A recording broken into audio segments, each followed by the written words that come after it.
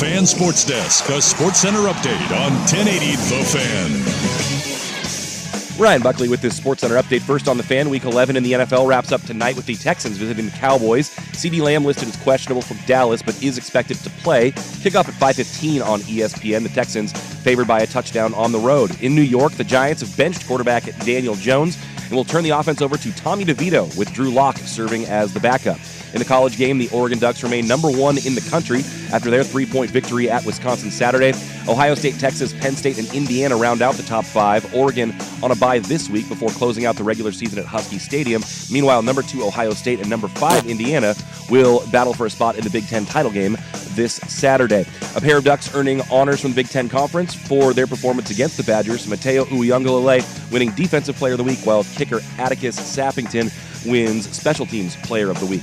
More sports scores and stories in 30 minutes. I'm Ryan Buckley at the 1080 The Fan Sports Desk. Listen live or on demand on the Odyssey app, the Fan's desktop player, or tell your smart speaker to play 1080 The Fan.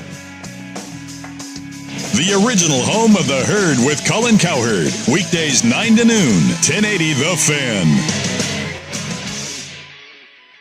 If you can find the time to explore the mind of a stripper, then you can find the time to spend with your actual family. Primetime with Isaac and Suk. Damn! What they on? All steroids and no carbs? Them some thick-ass kids. This is Primetime. We're not like you. We're grown-ups. Your source for the best in local, regional, and national sports. Oh, my goodness. Here are Isaac Ropp and Jason Sakanik with Primetime on 1080 The Fan. Hey, what it do? Ahoy! What's up?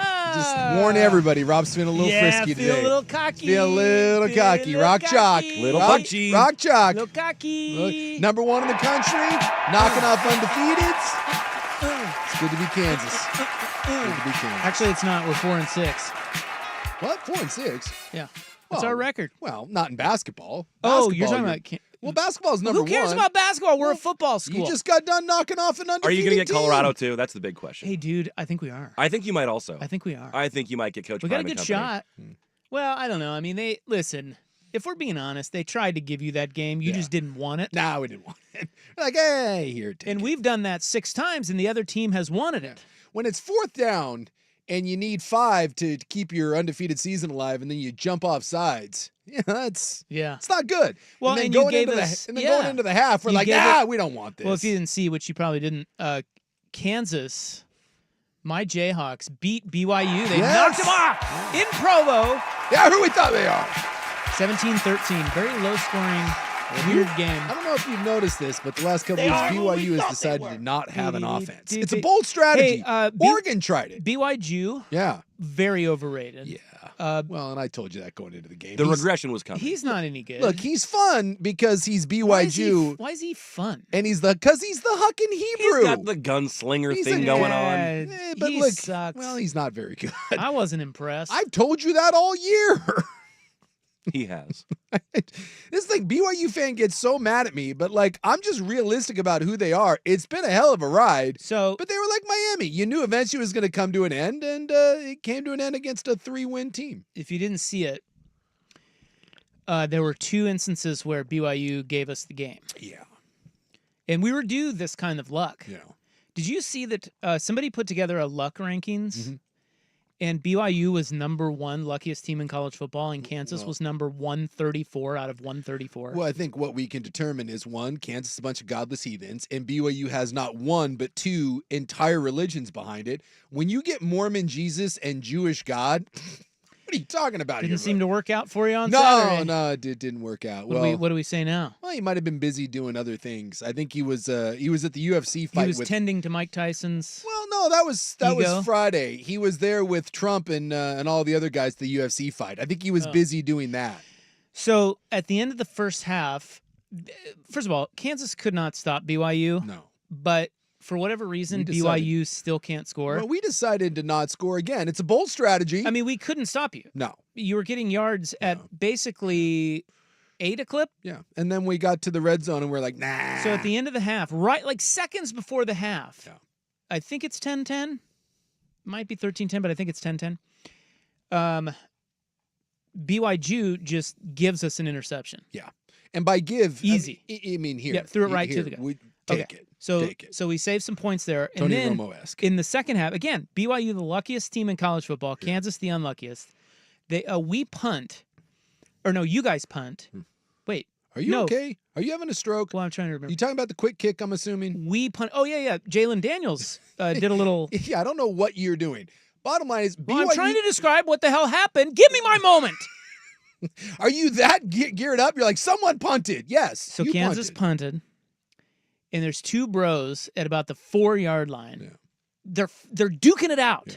But it wasn't special team It style. wasn't a normal punt.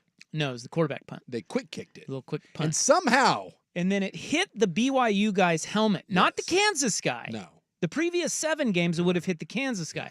This game, the luckiest team in college football got unlucky, and it hit the BYU guy's helmet, and then another BYU bro tries to fall on it, can't do that. He's the only one within like 5 yards of it. And for Kansas some reason, gets it. he decides to pretend like he's on a slip and slide. So you put us first and goal at the 4. Yeah. Now, who you think gonna take care of business now? We're Okay. doing Maine justice? Okay. We're going to get some Maine justice up in here. The other great thing about so you guys really gave it to us, and then at the end, you guys were driving down for the game-winning score, and look, we've given up that touchdown drive 7 times this year, Yeah. and I mean 7. Yeah. Well, 6. We had 6 losses. 6 of them were like that. Yeah. And somehow you could not finish the deal. Nah, we're like, we don't want that. But even better, born out of Saturday Night Fracas in Provo is a new sports meme. There's what? A new sports meme. A new sports meme. What did I miss something? I have not seen this. I didn't meme. see new sports meme. PMF. Mhm. Pouty Mormon face. And it's glorious. Do Let I- me tell you something. Is this what I look up? Do I look Oh up? my God. Well, no, it's just if you're watching the game, Yeah. those guys all became memes and gals. Yeah. Because when you look into the stands at the BYU game, Yeah. no one's drunk. Well, we have so little. There's no fights. Like it's not like the normal crowd shots where it's like crazy drunk students like doing stupid bits or whatever. No. They're really into the game and they're all sober and they're all standing nice rank and file in line as Jesus would want. And they are so sad. Yeah. And it's great. All of them. Well, the undefeated season is over, and chances are Arizona State next week, or I guess this week, probably just ends the whole thing. Because they can't be stopped all of a sudden. So yes, it's very depressing. No one's getting laid and no one's drinking, and it's tough. Yeah, you can't even go drink your sorrows away. Normally, when you leave a game like that, you just go get drunk and then you go get a little side action. You can't do Can't it. enjoy the comfort of a warm embrace. No, the best we can do is get a Diet Coke and maybe some soaking if you're lucky. It's disappointing. Wait, can so you have sad. Diet Coke? 'Cause the caffeine? Yeah, Oh, you okay. can have that. There's caffeine in that, though. Caffeine's one of those things on the campus where they don't sell it like at the stadium, but it's We just kind of turn a blind eye. yeah, it's It's more like a rolling frowned, stop through the it's stop more sign. frowned upon than it is. But don't you dare have a Starbucks. They'll put a stop. See, to yeah, that what's the toot difference? sweet. What? What's the difference? I don't know. What do you? I often Explain the church. I get lumped into some sort of weird church spokesman, and I promise you that organization does not want me, who by the way is wearing a Jameson whiskey sweatshirt. They don't want me speaking for that institution, even though I am a proud graduate of it.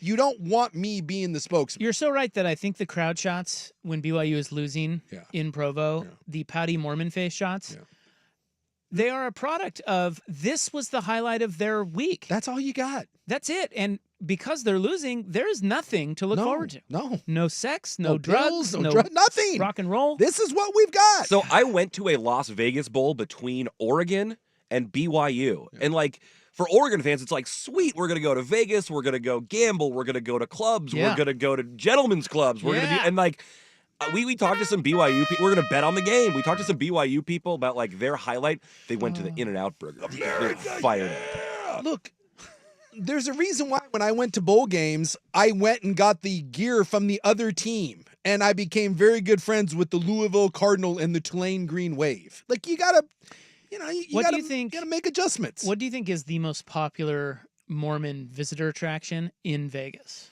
Probably the light, the what do they call it? The Sphere? No, not the Sphere. The big alley of lights. What is it? Fremont Street. Oh, yeah, Yeah, probably. something like that. The zip line on Fremont Oh Street? no, You got Fremont Street, maybe like Or maybe some wholesome musical like show or review. yeah, like one of the Cirque shows, What like about, Caw or something. the dam. Hoover, is it Hoover Dam? Dude, that's lame. Well, The Mormons are lame, but they're kinda not lame. that lame. No one's good. No Mormon's like, hey kids, where do you want to go? The dam. I beg to differ.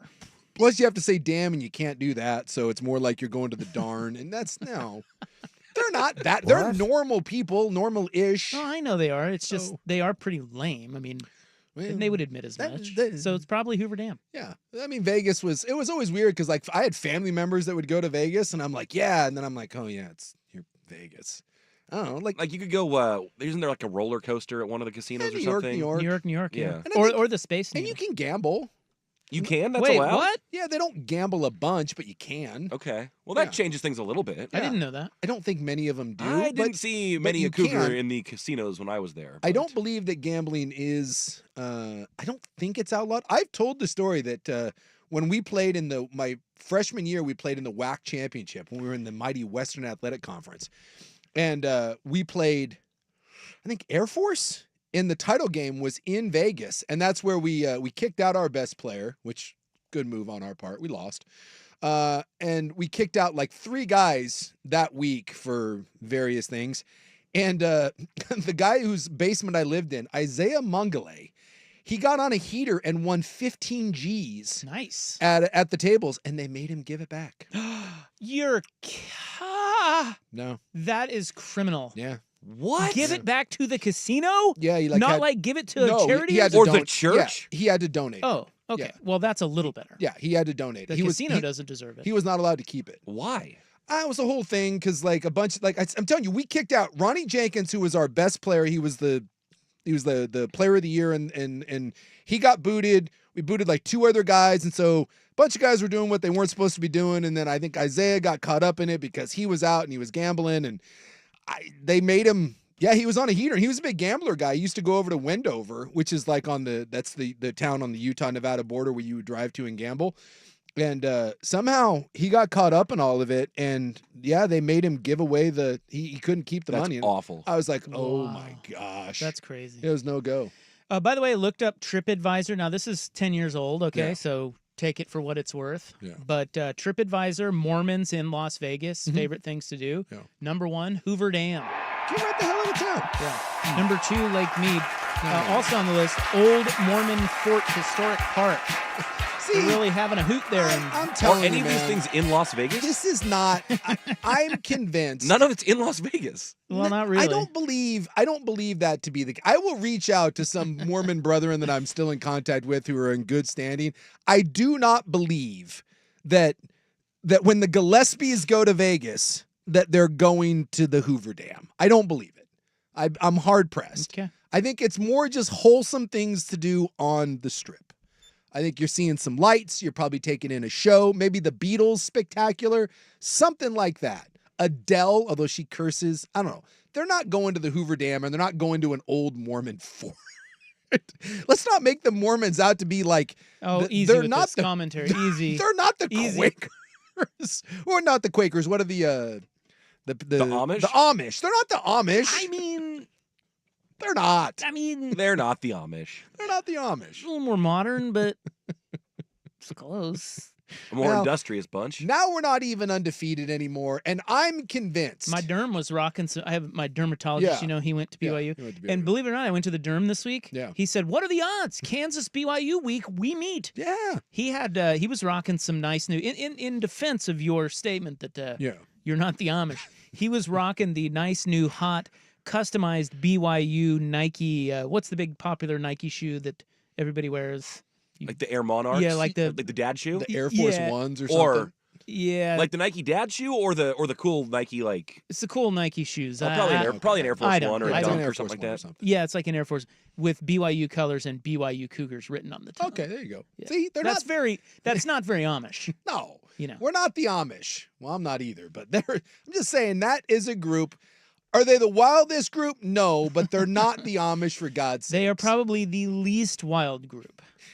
No, the in Amish Vegas. would be. Well, they don't go to Vegas. If the Amish had a college football team, Of groups that. that go to Vegas, the Mormons got to be last. Probably. In terms of wild. Yes. They I don't have think to be. no one wants BYU. That's why we don't go to good bowl games, because no one wants our fan base Is the going. Las Vegas Bowl still a thing? Remember when Oregon got smoked by BYU at the Las Vegas The Bowl? old joke about no bowl game wants BYU to go because they bring the honor code and a $20 bill and they break neither. It's like, it's, Well, I am happy about Pouty Mormon Face. Yeah. I thoroughly enjoyed winning at BYU as a rock chalker. I was fully prepared to throw something and lose again. Well, I'm ready to blame. This is a controversial statement, but everyone always gives thanks to the Lord. I'm blaming the Lord on this one because that stupid quick kick that hit the kid in the head. I'm convinced that Catholic Jesus made that happen. You know, I Our feel Jesus. I feel like Mormon Jesus and Jewish God have been on our side, and I feel like somehow, like Catholic Jesus sat down at the deity table and was like, no. It's like, yeah, I'm doing this one. I'm going rogue, and he sent that quick kick right to the helmet. What are the chances that on a stupid quick kick that it just hits the guy in the helmet? Come on. Yeah. Well, luck. And by the way, luck has a tendency to even out. Hey, just a note here, BYU. Kansas can't throw the ball. It's 4th and 13, and they're in shotgun. Maybe, just maybe, something's up. Like what? By the way, here's another thing about that game. They weren't aware that they were going to quick kick it. I'm on my couch, 6 deep, and I'm like, really, they're going to quick kick this? And no one else knew? So you have one of the most overrated players in the country in BYU. Yeah. We have one of the most underrated in a running back by the name of Devin Neal. Dude, that kid's really good. He's awesome. Yeah. But Kansas tried again to hand you the game by only giving him the ball 14 times. Yeah, I appreciated it. Unbelievable. Yeah. I was texting back and forth with my KU brethren. Yeah. And we were all just like, this offensive coordinator is literally a moron. Yeah, I Does really he not enjoyed. know he has Devin Neal in the backfield? No. Only gave it to him 14 times, and we still beat you guys. So now, that was cute. BYU is cute. Great win. You had 13 first downs. We had 23, and we lost. It is now on to Colorado, where this is, I think, going to be a first in program history. If we beat Colorado, and by we, I mean Rock Chalk, it will be the first time ever that we have beaten 3 straight ranked teams. I'll be damned. Because we've now beaten 2 in a row. Iowa State and BYU. The juggernaut at this point cannot be stopped. I think you're right. By the way, quick check. The SRS Distribution Las Vegas Bowl is still a thing. It takes place this year on December 27th. Right now, Brett McMurphy has Texas A&M and UW facing off in that one. All right, well, UW's going to a bowl. Yeah, they won. I guess. Did they win that game? They did. They beat my Bruins? They did. They beat your Bruins. Our Bruins. I knew that because they benched Will Rogers. Yes, they did. They went to the young kid. So, yeah, they're UW is going bowling. Do they have 6 wins yet? Yeah, that's why they're going bowling. Are you sure they have 6 wins? I don't think you're eligible at 5, so. Well, they I might. know, but I think they're saying he might be presuming they're getting one this week because they ain't getting one against Oregon. Exactly. Yeah. They They only have they 5? got it. Yeah, Yeah, I was fairly certain they got 6 and 5. now. Well, they only have one. They have a bye week too. Yeah, and then Oregon's going to. So they've already played 11. Yeah. Oregon should beat So them. they had to win that game in order to make a bowl. Yes. And they did. Yes. Talk about clutch. Kind of like Kansas. Unlike us. Hey, BYU still controls their own fate. Beat ASU. Dude, They're in the Big 12 title I game. hate to say this. Shut up. I know what you're going to say, and I don't want to hear it. Okay. ASU looks really good right now. Well, you said it then. I know it. Okay. I know what's waiting. ASU's favored. Yeah. Oh, yeah. I know. And by the way, the world is on ASU. Like, I've been watching the lines. That opened at -1. Yeah. It's about -4 now. Oh, man, I saw it earlier today, 2.5. Yeah. It's it may be. It But, I depends mean, on where you look. Still, I need yeah. Jewish God to step up. Then we need Retzloff to start doing something, anything at this point. All right. Well, there's a little hot sports for you right out of the Sports. gate. I mean, we had to do it. BYU, the Primetime Bowl. I know. AI. Rop and Suk did not get it right.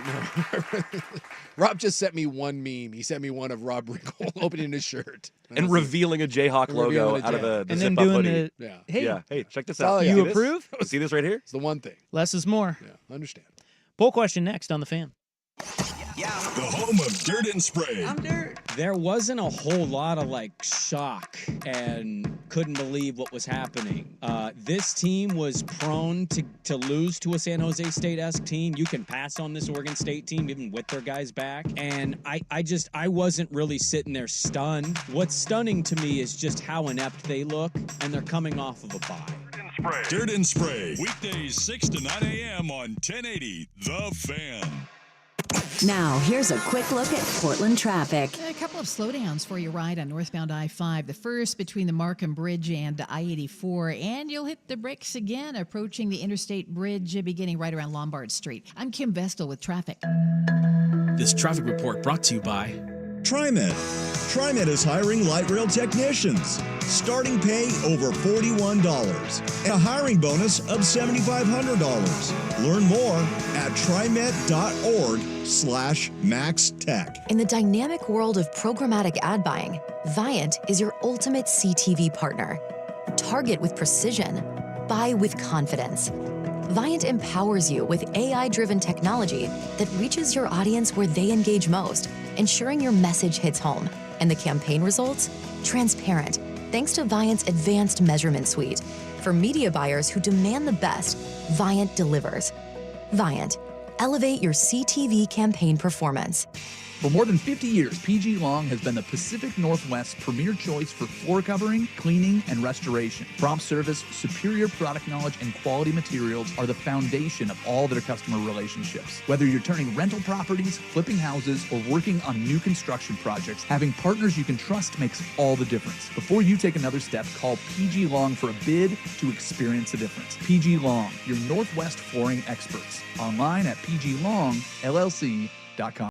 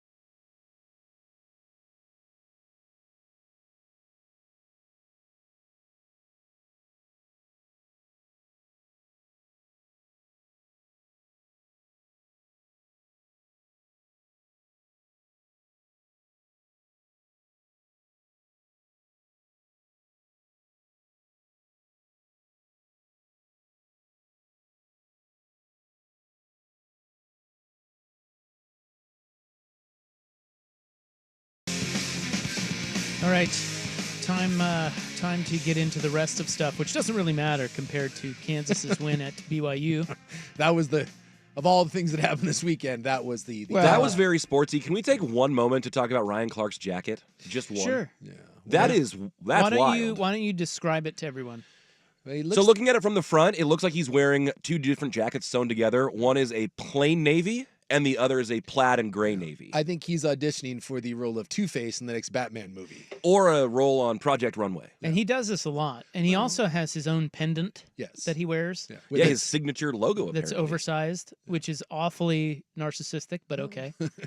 This is called high fashion, my friend. I just don't think it is. I mean, it's, to each their own, and maybe it's art in the eyes of some. To me, he looks absurd. Well, again. But then again, he's not going It's for like my... tastefully absurd, if that is a thing. Yeah, I mean, he looks put together. Like he's pulling it off as well as you can pull off something like that. Who looks worse? Well, not worse. Who looks... I think Kelsey in his funny hat. I might take the Clark look. See, I'm not gonna lie. I love Kelsey's hat. Yeah, I think that's a It's cool hat. fine. I have the bolo But tie. only guys like Suk and Kelsey can wear Yeah, that. that's correct. That right there, I'm not kidding. That's called the Stetson Open Road. Do you know the amount of times that I have looked at purchasing the Stetson Open Road? Haven't you told us about this before? Yes, many, many times. So what is it, like a short brim cowboy hat, essentially? Yeah, it's a cowboy hat meets like Bob Dylan. It's like what Bob Dylan or like Ben Harper wears. Dylan. And I have looked at buying one so many times, but they're expensive. And I know as soon as I spend the money, I'm going to wear it once and be like, damn it, I can never wear it. You can't pull the trigger because you just don't know if you can pull it off. I'm too scared. I'm sorry for the digression, but that stood out to me. And they're just too spendy to just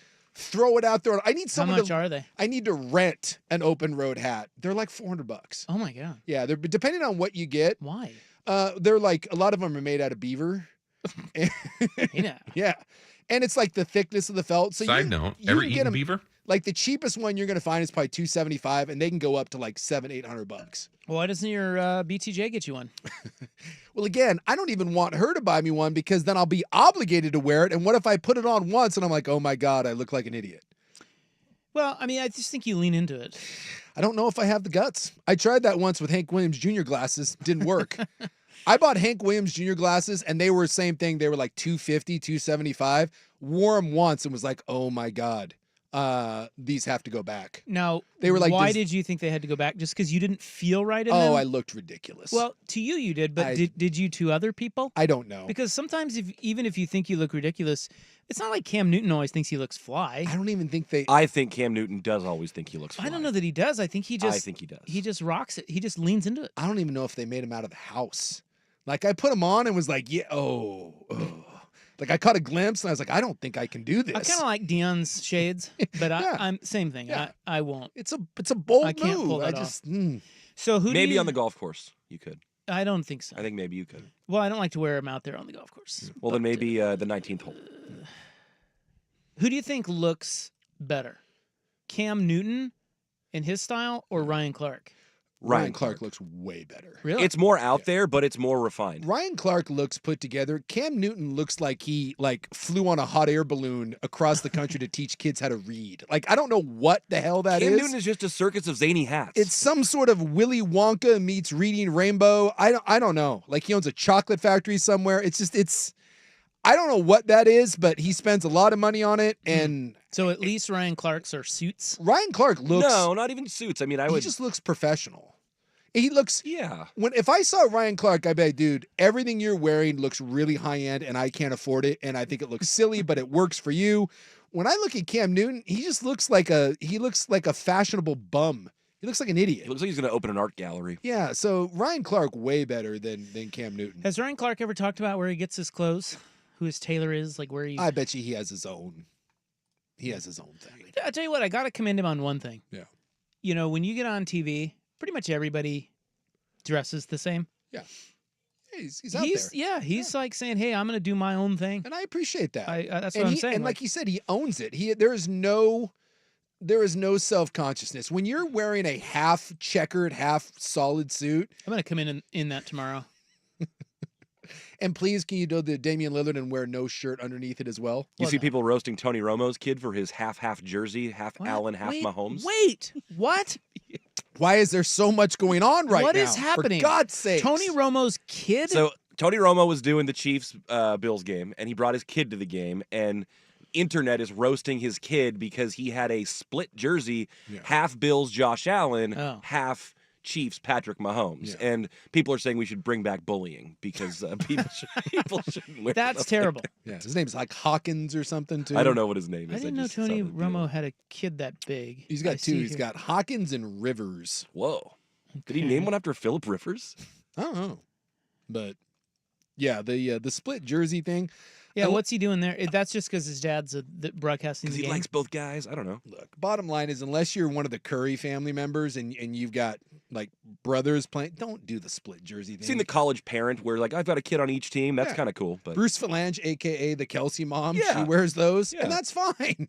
When she's not throwing, jokes at people, she does split jerseys, and she should. Her two boys play, but Tony Romo's kid, come on, it's ridiculous. All right. Well, now this is Buck's fault. Completely my fault. We must take a break, and then when we come back, we will have today's poll question for you. Maybe. True story. Unless something else happens. It pertains to Oregon, and we're going to talk about Oregon playing at Wisconsin. Did you see that?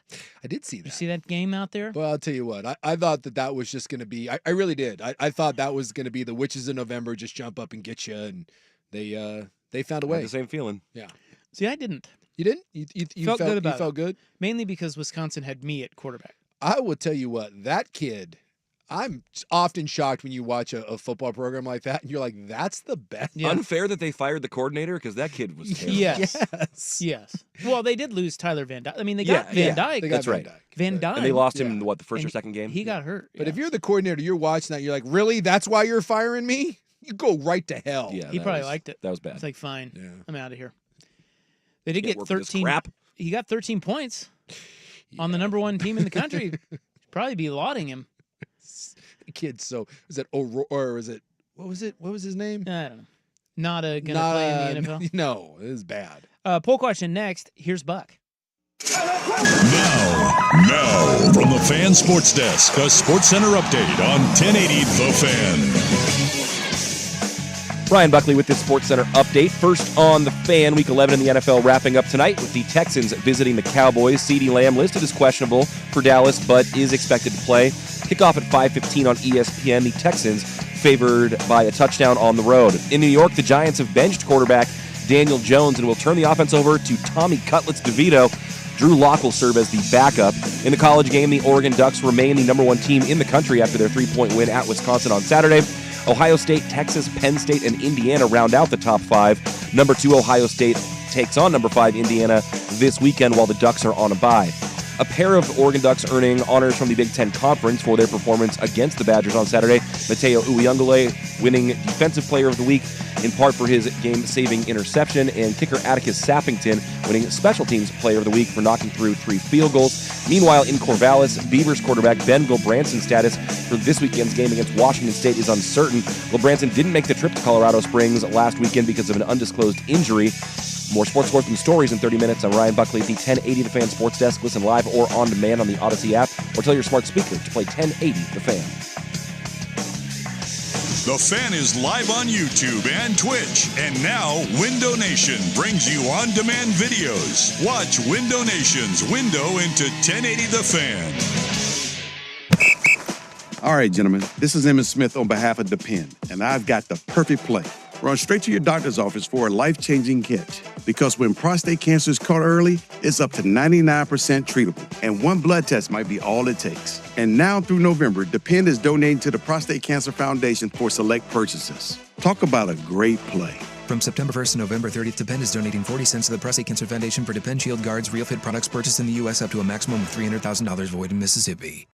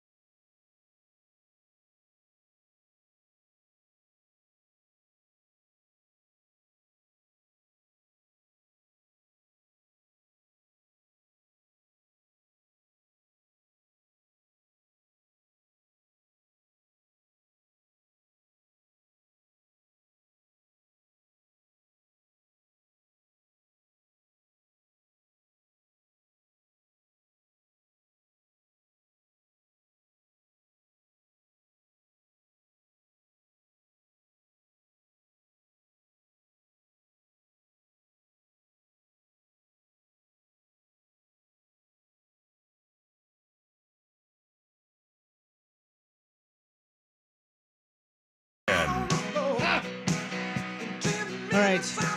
Poll question time. A little late, but better late than never. Might want to turn on your mic. We've been dealing with a lot of things, so, sometimes. Yeah, like the Ryan Clark's suits. I got something's on. Someone had a great text about that, by the way, though, that I very much appreciated in the Ryan Clark v. Cam Newton. He said, if you're going to dress like an a-hole, I'd rather you be a whimsical one. Give me Cam Wonka all day. It's a valid point. You know me. I'm always saying, add some more whimsy into your life. Yeah. And, they both look ridiculous. Well, so, yeah, I mean, maybe the whimsical one. Cam Newton also accessorizes a little bit more. A lot with of the glasses. A lot of scarves. Hats, scarves. Ascots. I just think the amount of time it takes to get dressed. It's like Johnny Depp picking out the 17th scarf he's got to wear. Lots of bracelets. Yeah. Yeah, which 6 of my 1,200 leather bracelets go on today? Well, isn't that didn't not to belabor, but wasn't there something on Getting delayed again. the streaming where Cam Newton did a whole show on this, and he's got somebody that lays it all out for him? Yes, and he wears that stuff once and then gives it away. So he doesn't pick anything. They just say, "Here, put this on." This is your look today, and he drops anywhere from like 10 to 50 G's on a game day outfit, and then it just goes. I don't know what he does with it. Like, who do you give that to? Who do you give like a $10,000 Joseph and the Technicolor Dreamcoat thing to? But he only wears it once. He will not reuse anything, which seems like a great use of your money, but Friday's poll question on X at 1080 The Fan was which underdog pulls off the upset this weekend. Now let's see how smart you people are. Okay. Mm-hmm. Okay.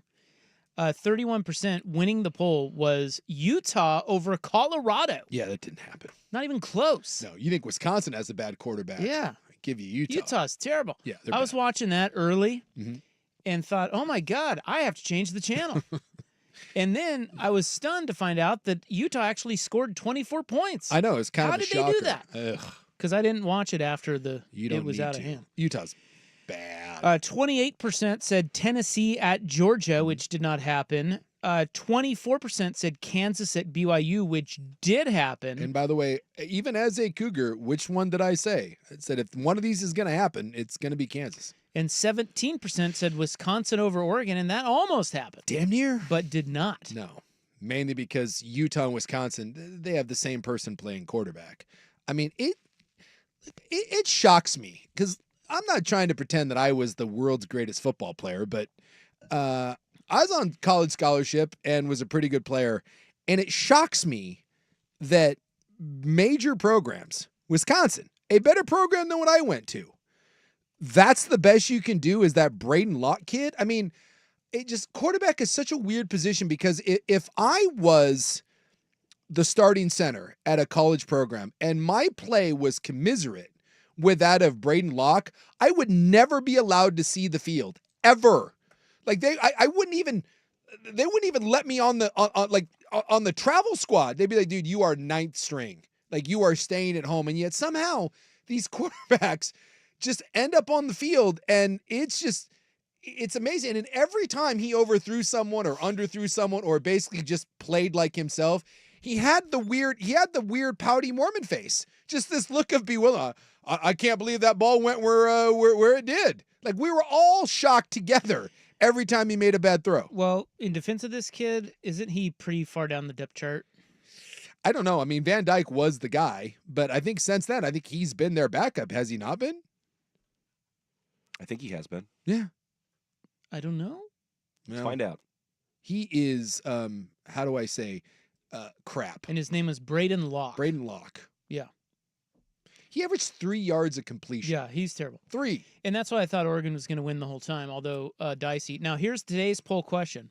It is on X at 1080 The Fan. Is Oregon really going to win the college football championship this season? Interesting. Only 2 options. Yeah. You know it? Yeah. Or no way? I'll say no way because I would say this about any team. Because what you're asking me to do is to take a team over the field. And there is not a single college football team that I would feel comfortable with right now saying I would take them over the field. Just wouldn't. And I've been saying this about Oregon for weeks. Oregon looks like the most complete team in the country. And I still believe if I'm voting, they're my number 1 team in the country. partly because I think Oregon is just good, and partly because there's not another team that I look at and say that there's a complete team that's better. But if you think that Oregon is like this juggernaut, then you just haven't been watching, and Wisconsin just proved it. If Wisconsin even had a semblance of a quarterback, Oregon loses. If Boise State just kicks the ball out of bounds, Boise State wins. If Ohio State doesn't get a penalty, Ohio State wins. And you're looking at a 3-loss Oregon team. And this is not to discount Oregon, because you can do this with every team in the country.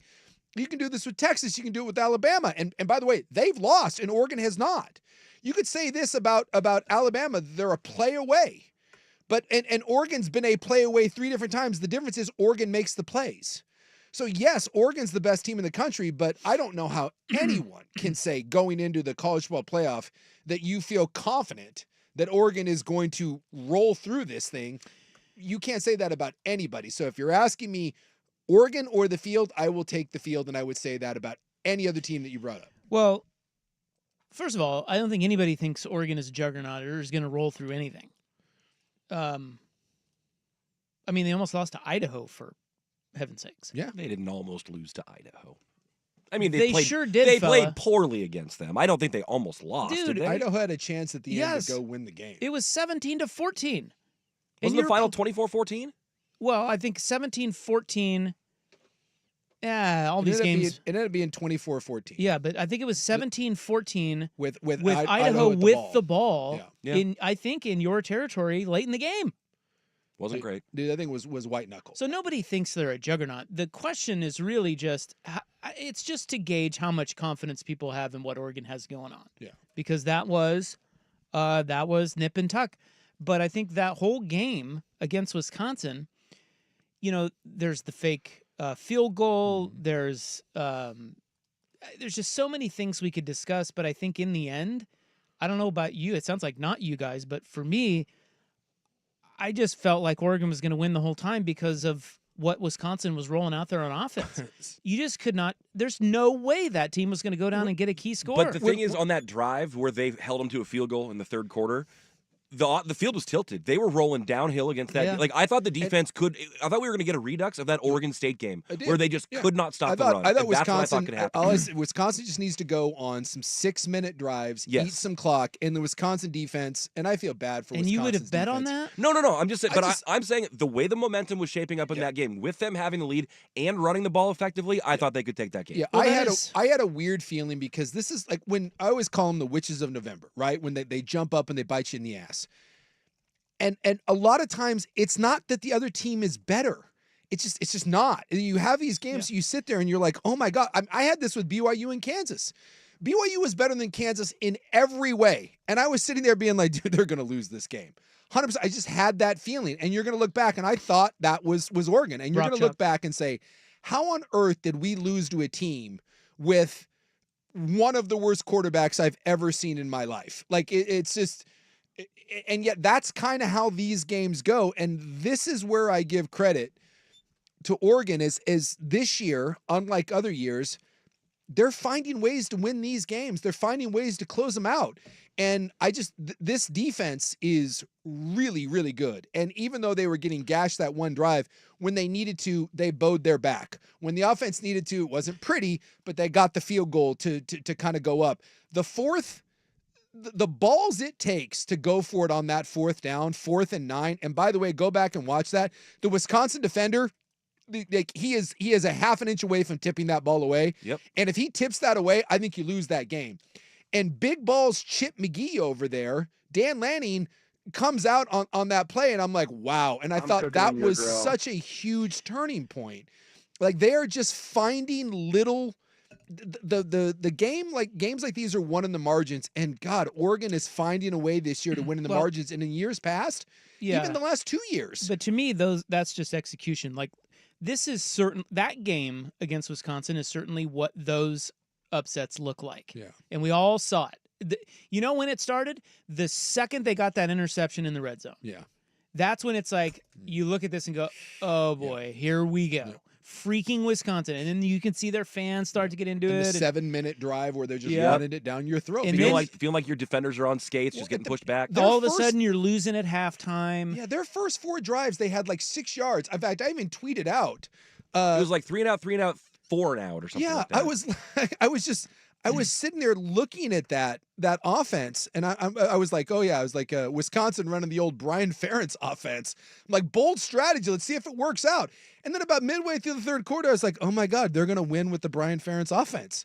Like somewhere the Ferentz family was sitting around being like, ha ha ha, Iowa football at its finest. Climb out of my ass for a while. But they executed when it counts. Yeah. And they limited those mistakes in the bigger moments. It's not like, I don't know. We all know there's going to be close games.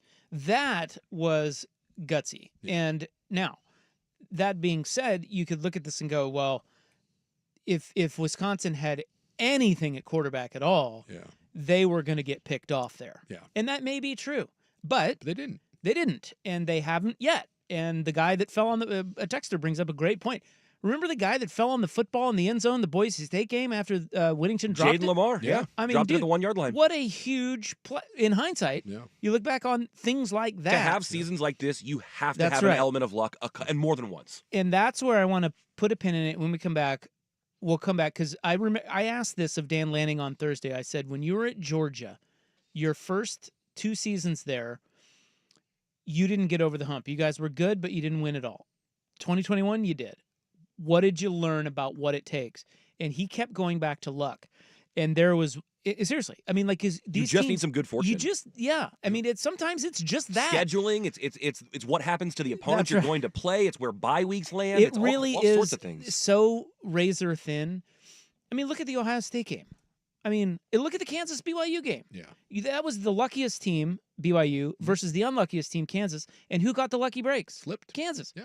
It just sometimes it's just luck. And he kept going back to that. And there was one play, one call in that game that I go back to, and I jotted it down in my notes, and I instantly thought, Lanning says you need luck. There it is. And we'll get to that next on The Fan. Oregon Ducks football.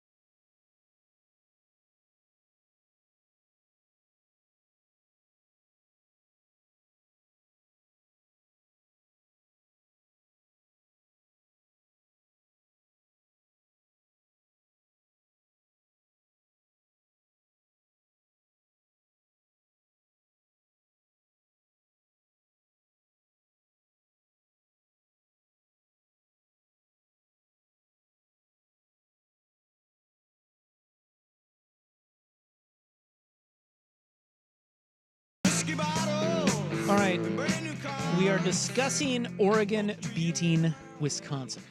They did it. 16-13. No, it isn't. Like, I mean, it kind of is sometimes, but hold on, Sue's mic isn't. His mic isn't working. It's on, but it's not working. It's on, but it's not working.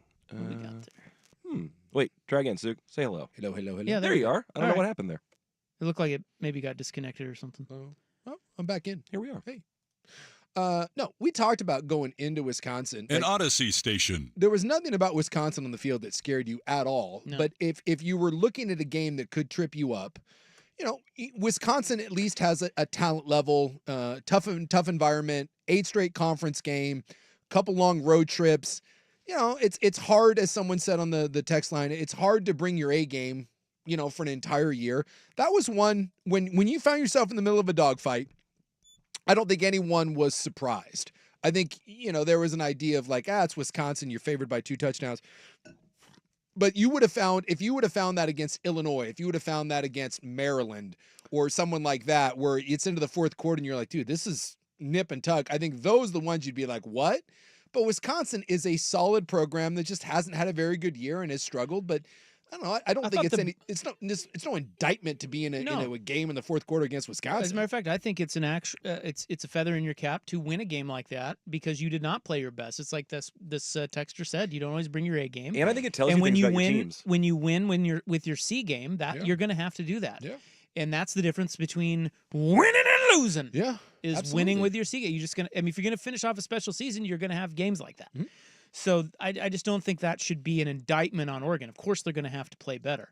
But they, you know, Lanning mentioned luck. He said, you know, you're going to need some luck in order to win a championship. That's what I learned at Georgia when we finally got over the hump. Well, one of those came in that game. And you know, I mean, you could argue what is and what isn't luck. The 4th and 9 conversion almost being tipped. Yeah. I don't know if you call that lucky or if that's just execute. I don't know. It's good execution. And you know, a lot of times you're an inch away from making or not making a play. And that's not luck. You just executed a ballsy play, and the Wisconsin kid just came up. Literally, if he's got longer fingers, then that's a great play. Okay, so the one thing where I think they just got flat out lucky, and they got a call that went their way, and that was when it was 13-13. Yeah. For somehow Wisconsin 3rd and 8. They're in their own territory. They were at their own 22, but somehow they actually completed a pass. So everyone at the time, we were all stunned. I was like, huh, what? All the way out to the 34, first down, but called back due to the double chop block. Yeah, which wasn't. And that was total luck because that was a terrible call. So if you don't know what a chop block is, you are not allowed to cut a player while he's engaged with another player. So you can cut a defensive lineman, you can cut a linebacker, and that's it. Sometimes it happens between 2 linemen. Most of the time, it's a back. So the lineman was engaged. I forget who it was with, Harmon or whoever, and the back came in to help, and he hit him right in the waist. That's not a chop block. It was a terrible call. It is a really and then they bad also call. called it on the lineman too. Yeah. And that was even worse. Yeah, it's a bad call. But it didn't matter because they called it on the back. And to be fair, I thought that game was riddled with terrible calls. Both teams got hit with a defensive false start, abrupt movement call that I thought was really and I love weird. that even the announcer was like, dude, that's not a... And it happened to both teams. At least it's consistent. And you're right. Like, calls... And the defensive holding when Harmon was getting double teamed, I thought was weird too. Yeah. That was, I mean, there were a bunch. Yeah, but key plays in the game, that was a key call. Absolutely. It was huge. And it was the same thing with the Ohio State call with Smith pushing off, which again was a pass interference. Didn't love it. I don't like those ticky-tack calls at the end of games, but you've gotten the benefit of a couple calls, and that is, like you said, that's probably where the luck factor comes in. And those are the sorts of things that can lead to magical seasons. I would say this about Wisconsin. I thought their lines were better than we gave them credit for. Yeah. You know, we kind of lumped this Wisconsin team in with like the Maryland and Illinois and Michigan and didn't look that way early, but Michigan State. They got it rolling. Yeah, their defense was pretty good. Yeah. Like that is as good of a defensive effort as anybody's had against Oregon since. Yeah, I mean, period. Since probably early in the season. Yeah. I don't even think Ohio State. No. No, that was by far the made best. him- That was by far the best defensive They effort warmed- that someone has put out there. They warmed Gabriel up. Yeah. They were hurrying him up, and those were tight windows, and they were. I mean, I don't know. And that's why I felt bad for Wisconsin when you're playing your ass off on one side of the ball and the other side just can do nothing. Well, they're used to it. You're just exactly. You're like, oh my God. And this is the beauty part of Oregon is that when the offense struggles, and it doesn't happen very often, you now have an elite defense that picks you up. And that's I hate hyperbole of best of all time. And Oregon's had good defensive units before. This is a really, regardless of the way this season ends up, this is one of the best defensive units that Oregon has put out there. There's playmakers at all three levels, and they're getting better. And as a defensive line, yes, there may be no Haloti Nada in here, and there's no well, they didn't have Birch. No DeForest Buckner. Yeah, there's no Birch. But this defensive line across the board and the depth on it, I think it's the best defensive line and depth, total D-line since I've been covering them almost 20 years. They may not have the one star. And by the way, that kid may be emerging there on the outside because he is the sophomore, and you got the better of the Uwe Ungagales because that kid is playmaker, is something and special. he's a true sophomore, so he cannot go to the NFL. No. He has to come back another year. And I just and Harmon has been and Caldwell, and I know the transfer portal, but again, it's just Oregon has done a better job seemingly in the transfer portal. Every kid they bring in, I feel like comes in and there's no like adjustment period. They just come in and they play well immediately. I guess Birch took a little while to get going. But Evan Stewart maybe a little bit too. Yeah. But they're good coaches. Yeah. I think that's where coaching comes in. You get guys on the same page. I think this Coach 'em up. offense misses Tez Johnson. Oh, very much. So. It's like, and I'm not. It's rare that like the Yeah, of receiver is a straw that stirs the drink, but like I think getting him back, they've looked a little bit disjointed the last couple weeks, and All right. I think that'll be helpful. We'll get more on Oregon coming up, including Dr. Onions, Dan Lanning doing it again. Dr. Onions? There's a nickname. What? I've never heard that. I kind of enjoy it though. Do you know what that means? No. It's like Big Ball's chip, right? Yeah, Dr. like Onions. Dr. Onions, Oh, like Dr. onions Onions. for ball. Okay. Let's All go. right. Let's Dr. go. Let him Onions. drop. Football. Damn near worked.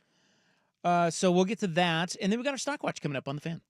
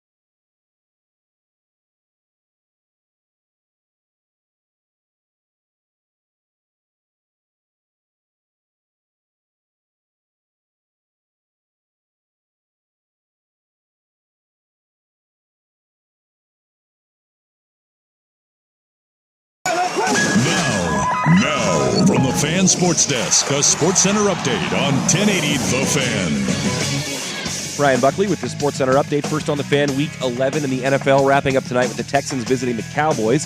CeeDee Lamb listed as questionable for Dallas, but is expected to play. Kickoff is at 5:15 on ESPN. The Texans favored by a touchdown. In New York, the Giants have benched quarterback Daniel Jones and will turn the offense over to Tommy DeVito, with Drew Lock serving as the backup. In the college game, the Oregon Ducks remain the #1 team in the country after their 3-point victory at Wisconsin on Saturday. Ohio State, Texas, Penn State, and Indiana round out the top 5.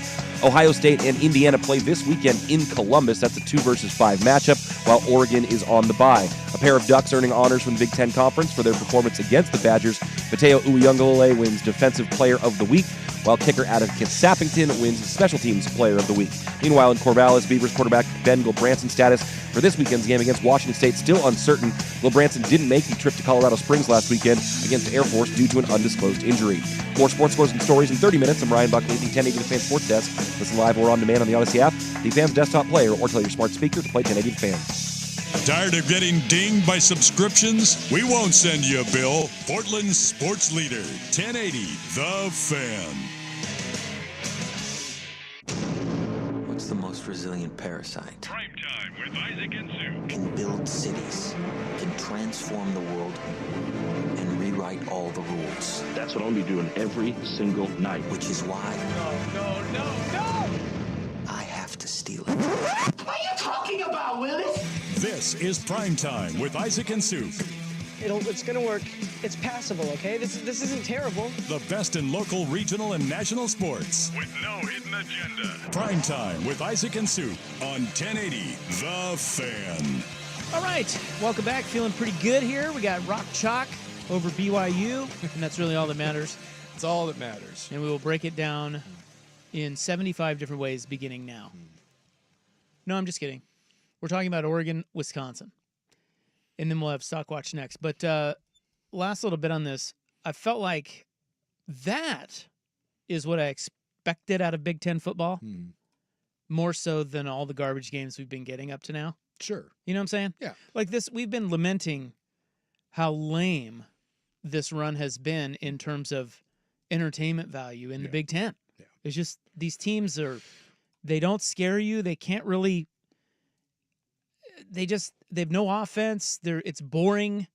There's no drama. That game was more like even though Wisconsin doesn't have an offense either. Yeah. It's just they played their ass off, and it was a tough environment. And it's one of those games that I expected the Big Ten to be more like week in and week out. And limited possessions, big moments. And maybe it will be going forward. Drama. Well, I don't think it is because it's over. Wow. And now you play Washington. You know what I mean? Like next year, if the schedule, tips a little bit. And then the other thing is, regardless of what happens this year, whether you finish this thing off or not, and who knows, right? Oregon has as good a chance as any is winning the whole thing. Next year, just be prepared. You have been really spoiled in that you had 2 years of Bo Nix. And by the way, I'll give my flowers to Bo Nix because I thought in the beginning of the NFL season, dude, that guy looked lost, and he was lost, and he's playing really. He's well. developed. Give Sean Payton credit too. He looks great. He looks real sharp. I think if you're Denver, I mean, it's me. I'm always hesitant to lump praise on quarterbacks, and there's a long way to go. He looks the part right now, and I think if you're Denver, you feel very good about where you're going with him. But you had 2 years of unbelievable play out of Bo Nix, and a year of unbelievable play out of Dylan Gabriel. Next year, whether this more or whether you go with any of the other kids, Nova said, unless there is a transfer that comes in and you get another one of these guys that's played 8 million football games, there is going to be a step back in quarterback play next year. They'll find somebody. Absolutely, but they're like the new Oklahoma. Have you seen Oklahoma's quarterback? Oh no, I'm saying Lincoln Riley. Didn't he have like? Yeah, they did was it 3 straight? It was Heismans? 3 straight. Yeah, with the 3 all different guys. Well, not 3 straight Heismans, but they had Baker and Kyler and Hurts. And they rolled, but there may be a step back. So just appreciate this because the quarterback play has just been silly good. So next year, if some Big Ten teams improve a little bit and your quarterback play goes down, it's not going to be like this in the Big Ten every year where you're just playing 8 snoozers and you're getting one good game. No, that's very true. And a lot of those games, may come down to who just has a better quarterback when you don't have a Heisman candidate. Yeah. You know. Yeah. But it was just entertaining. Finally, a Big Ten That was a great game where it's like, all right, now I'm not, at least it was good. Yeah. Yeah. That's all I care about. Yeah. I mean, exactly. Because you can have defensive games that are kind of ugly like that still end up feeling dramatic. Dramatic. It's like sometimes when you're watching a postseason baseball game and it's a pitcher's duel, every pitch matters. Like every third down, like everything feels heightened. Like every kick, it's just you kind of have that tension. Lanning said it at half. He said, look, we're in a game where this is limited possessions. Yeah. So that was always true with the Mariota teams. Yeah. You get into those Stanford games, Yep. and it's limited possessions. You got to execute. Yeah. Because you ain't getting it back. No, and that's kind of the feeling I had as we were watching that was always the thing with Chip Kelly. I think it was like if you can hold them to, it was like 11 possessions. If you can get them like to 11 or under, that's where Oregon would, that's where you could beat them. But the more times you give an elite offense the ball, so it wasn't any surprise. I just thought early on Wisconsin had no chance because their offense was so dreadful. But Buck brought it up. It was like that 6 or 7 minute drive where all of a sudden they run the ball and you're like, oh my God, if they can keep doing this. Because they closed the half strong, and then they come out and you had a busted drive to open did they open the half of that drive? Which the field goal? The field goal drive. Because that was the last time they scored. Ducks shut them out for the last 19 Yeah, and that change. probably was it then.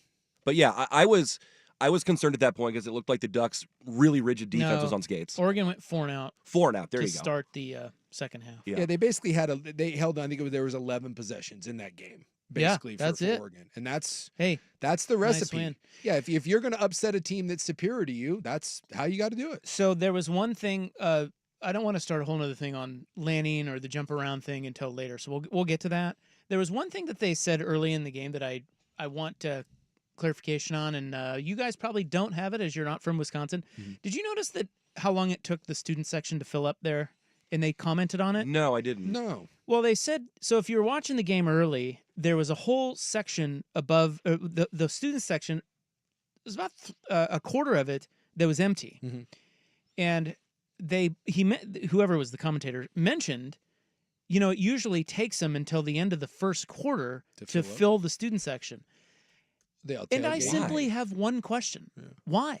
Maybe they're out drinking. I mean, but that wouldn't be unique to Wisconsin, and also, why don't you just start drinking earlier? I don't exactly. Like I don't. Hey, that makes no sense to me. Hey, behind the cheddar curtain, things take priorities, and that's eating some brats and drinking some old Milwaukees. I don't know.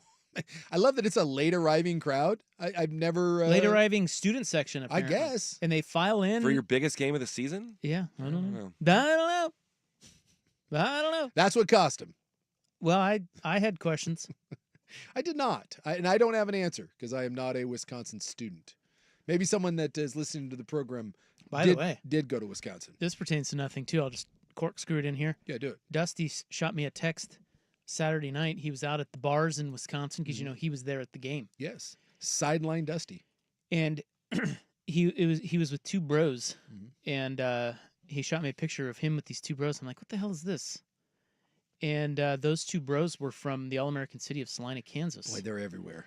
And your tentacles in Salina, they go all over this fine land of ours. So he shot me he said, hey, you thought you want to know these 2 bros are from Salina? And the one of them, his dad is the mayor of Salina, Kansas. Really? And there's more. He's black. Wait, there's a black guy in Salina, Kansas? Black mayor. So is he the only one? Is there one black guy in all of Salina and he's the mayor? No, you're assuming. I am assuming. Salina is far wider than it is. It's not. Really? Black, please. Thank you. Really? Yes. I'm looking up some demographics right now. Please do. But the mayor is black, and the son went to did his residency here at OHSU and knows the station, the radio station right the hell out of the town. Fan. Man, isn't that small world? Right there in a bar in Madison, Wisconsin. Watching. They were watching Kansas BYU. By the way, they were watching us dismantle You wanna rethink your statement there about There are Salina. more black people in Salina than you think there are. It's 80.2% white. Yeah, that's way more than. Look at Portland. All right, because you got 20% black. Well, here's the thing. Yeah, you got 80% white, non-Hispanic. It's usually just white or black. You have 8% white Hispanic, so I'm guessing that's mixed. That's higher than I thought. And then you have let's see, black. You got 3%. Oh, it's only 3%. 3%. Okay, I'll walk that back then. There you go. I thought it was more. So there's like 9 white people or 9 black people in. Well, there are. I don't know. In my head, I just have it that it's just white or black. No. But apparently, we're getting very multicultural. Yes. I do like that the second biggest population is white Hispanic. I don't know what that means. I'm guessing it's half Hispanic, half white. Well, I know what that means, but you said you didn't know what it means. Well, it was rhetorical. God, I hate you guys. Stockwatch next on the Fan. The home of Dirt and Spray.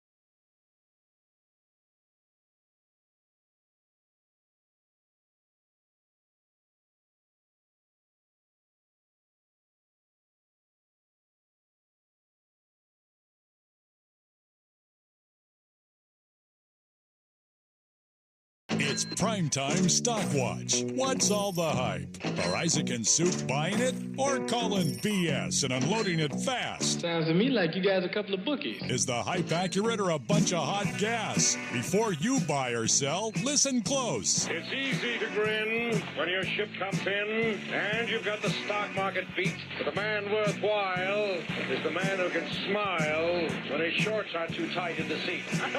Primetime Stockwatch is brought to you by 1-800-DIVORCE. When you need to take stock of your rights, 1-800-DIVORCE is on your side. Call 1-800-DIVORCE today.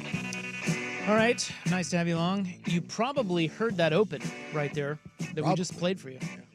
That means it's time for Stockwatch. That's why we played it. Where Ryan Buckley shines. Sometimes. Well, yeah, sometimes. Let's say more than half the time. Let's see what he does here. Well, we're going to keep it hyper-local today. 3 clips only because we're going to talk about the 3 major entities, the Ducks, the Seahawks, and the Blazers. Okay. We're not talking about the Beavs, are we? Did they lose again? Oh, yeah. We might not get there. We'll see. Who beat them this time? They got waxed by Air Force. They were favored in Colorado Springs, and they lost 28-0. Air Force had won like 2 games. It is... Their quarterback didn't make the trip because of an undisclosed injury. Dude, the wheels are falling off. Have come off. The plane has flown into the side of the mountain. 28. Is there a mutiny, or are they just? Is it just injuries? It's just bad. It's all bad. I mean, 28-0 to a team that won 2 games. Remember we said at the beginning of the year, like, be careful, like this thing could go south. It's happened, but I digress. Well, let's start here with the Portland Trail Blazers, who, at the beginning of the season, seemed like a wonderful candidate to play capture the flag and maybe have their hat in the ring. No chance. But things like this are happening now. Time to shoot. Brings it back to the middle. Shaden's got to go to work quickly. A long one from 3. Got it! Shaden Sharp from the outer limits and triple to get the Blazers the lead with 1:02 remaining. Are you kidding me? No, I'm not. Shaden Sharp with the go-ahead three-pointer in the fourth quarter to beat yet another team they shouldn't, the Los Angeles Clippers. Blazers sitting at 6-8 should have no aspirations of lottery luck this season. Oh, lottery or flag? I'm confused. Wait, what? Okay, we've talked about this class being loaded. That even if you don't get a flag, you could get an Ace Bailey, something like that. That they are already a team that will not be a factor for a top 3, top 5, like a high lottery pick. Oh, no. I don't know where this came from. What came from? This idea that Portland somehow is good. Can we just take a step back? 3 in a row, bitch. Okay, 3 they beat a Minnesota team that just Minnesota in the second game that they beat them. Minnesota shot like 12% from the 3-point line. It objectively was like the worst game I've ever seen a team play in Minnesota. And like Klingon played out of his mind. This idea, and then by the way, in that Atlanta game, they had to take him off the floor because he just he was so gassed and he was ineffective. And like Shaden Sharp has had a couple really, really good games. You realize you've seen this from him before, but people act like he's going to average 30 a night and that he's Kobe Bryant. Banton, who had they don't beat Atlanta without Banton. He showed glimpses of this last year. This team is so wildly inconsistent. So like this idea now that they've won 3 games in a row. Can we also remember that just the 4th game, it might have been the worst game that a Blazers team has ever played, and they got blown up by 40 to a team in Memphis that didn't even have like their 3 best players. So now they've won 3 in a row. God, this city is maddening when it comes to this roller coaster with the Blazers. Like, you're playing the young guys, let them play. I mean, and by the way, if it turns out that there's a lot of development here and it turns out that this team is better than you thought, then, you live with it. You can't force the young guys to be bad. All you can do is play the guys you have. But this notion that somehow they're going to win 35 games and be in contention here for a play. Why? Because of 2 games against the Timberwolves and the Hawks? It fascinates me. Anybody else hearing a hater? Because I sure am. It's called being realistic. Listen, I think your question is the wrong one. Oh. Okay. Well, thank you. Well, I just look. They're going to be in the lottery. Well, may I answer the question that you would like to ask? What question do you think should be asked? Yeah, okay. Let's do it that way. Flip the table. I would flip the script and ask you, are the Blazers... Oh, it's a buy or sell thing. Yes. Buy or sell, the Blazers are now out of the running for Cooper Flag. Oh, buy 100%. Oh, you think it's 100%? Winning 6 games already? Yeah, you're out of the flag. Yeah, you're already out of it. That's what I think the buy or sell is. That to me is the closer question. I mean, they're going to be in the lottery. Oh, I thought that was a given. I mean, they're going to be in the lottery, but they're not going to have like. Okay, so they're going to were they going to be the team that has like 7% chance and win it? Like, no, they're. Well, no, I think the idea is that look, there's a long way to go. Okay, buy or sell. There's no tank happening this season. Well, they are tanking. It's just at 6 and 8, they're tanking. Buckley, good grief. Okay, this is the point I was making that you're about. Suk and I are 100% on the same page here. When you tank as an organization, you never expect the players who are on the court and your coaching staff who you have in place to lose games on purpose. I 100% understand that. I 100% understand so that. Who you run out there, you want to build a culture, you want to try to win games amongst the players that you're running out there. Now, what the Blazers have done recently with the injury to Ayton and a few others, they have flipped and gone to a younger crew, right? They're playing Klingon more. They're playing Sharp. He's back. Which is the way to do it. Exactly. That is exactly what I think the organization is probably not liking the fact upstairs. If over coffee in the morning, they're like, crap, we won 3 in a row. But hey, we like the way these young guys are playing. We like the grit. We like some of the things we're seeing. They're still tanking. It's just the young crew that they've put out there has actually done a pretty nice job over the last week. That is not going to sustain itself. No. There are a lot of losses coming, and if you want to really manipulate it, and I don't know that the Blazers will do this, but if you want to really manipulate it, you can come in down the road and say, hey, listen, this guy's sitting. Yeah. Sharp, we're going to shut him down. You know, we see this all the time in the NBA late in the year. So it's way too early for that. But at 6 and 8, they're in kind of this. I think they've won more games than they expected to. Sure. But the flip side of that is, okay, well, this young crew is kind of fun and got everybody fired up again. So let's just run with this, see where it goes. Who knows? Suk and I don't think that it will lead you anywhere but the lottery. But some people, maybe it does. Sure. And that's a positive. And if it does, then forget tanking. Yeah, it's a nice surprise. But again, you're now relying on Shaedon Sharp to be healthy, which he's never stayed healthy. Sure. Anthony Simons is already out. Robert Williams, I guarantee, is going to get hurt, right? Like, and by the way, Klingon is not going to play 30 minutes a night on a consistent basis. He just can't right now. The one night against Minnesota, dude, that was phenomenal. He can't do that. He literally can't do that night to night. So there will be some hard times coming down the road. So that's all.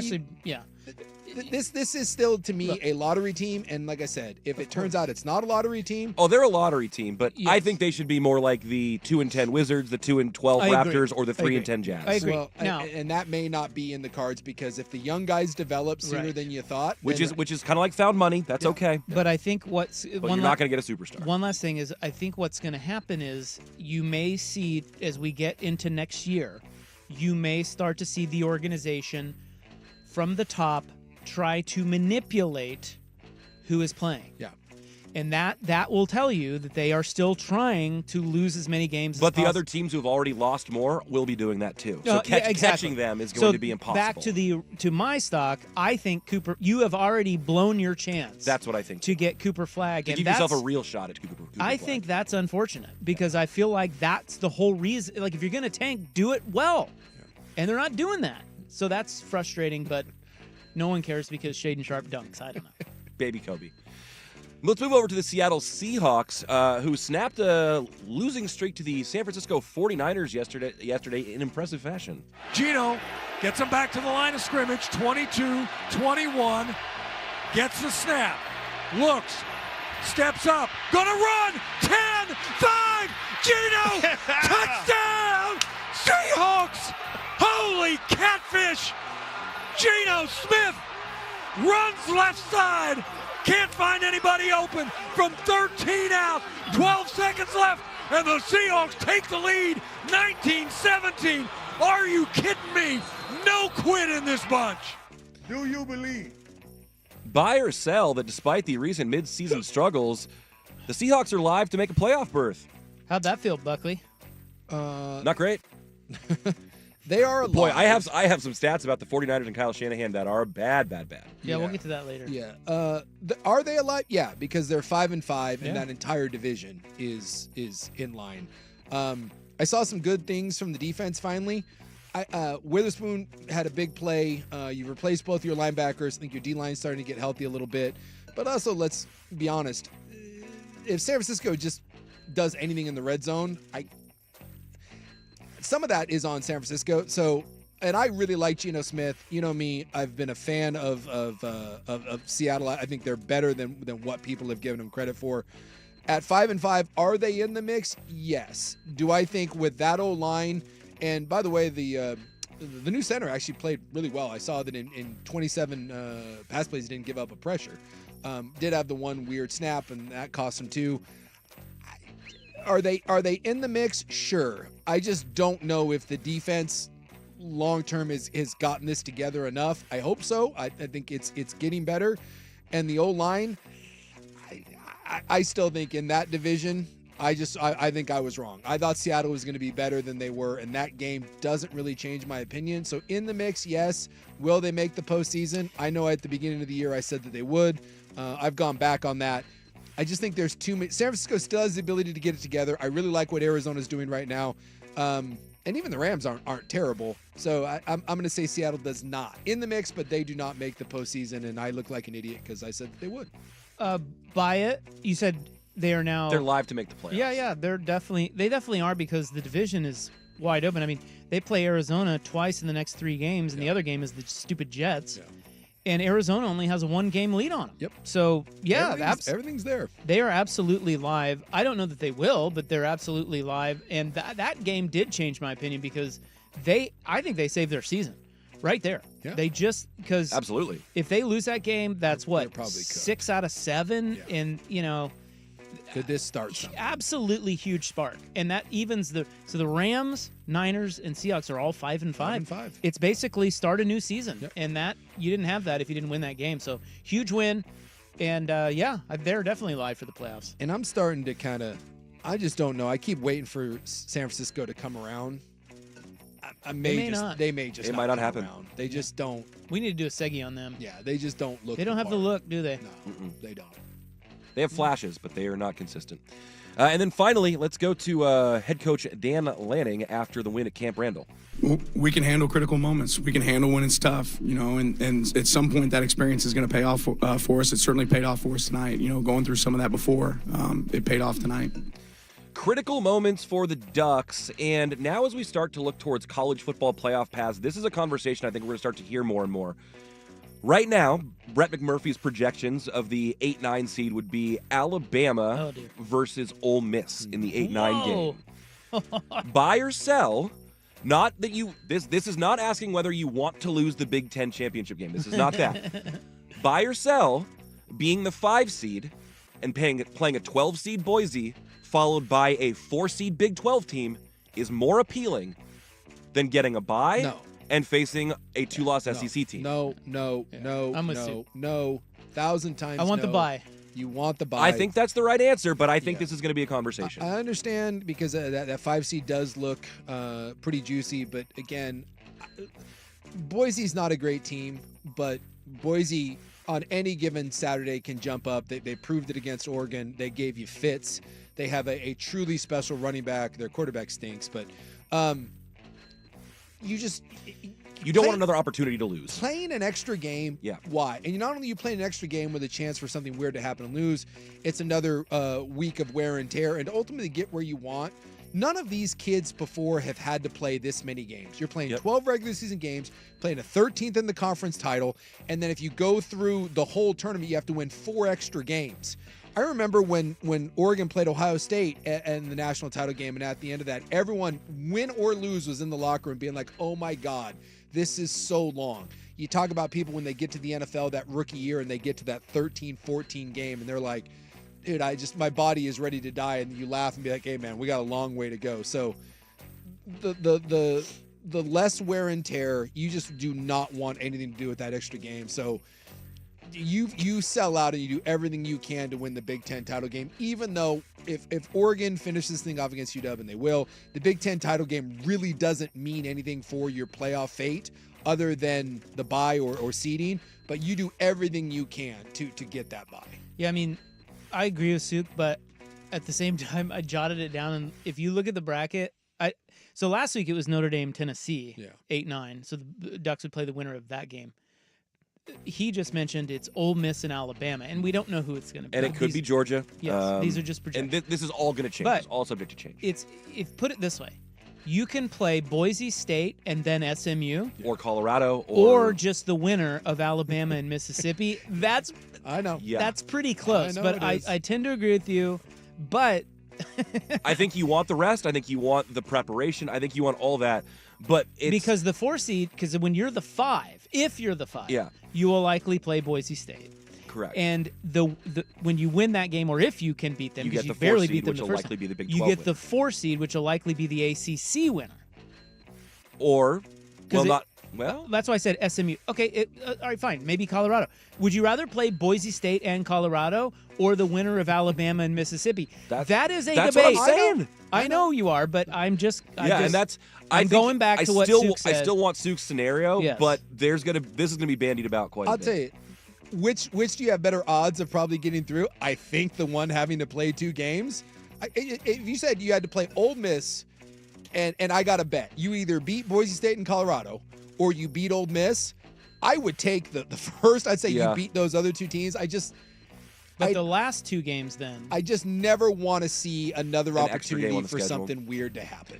Well, and again, Boise State, for as much as I can say that Boise State isn't a title contender, Boise State had you. Yeah, they can upset had you, and they let you off the rope. I don't want to see that again.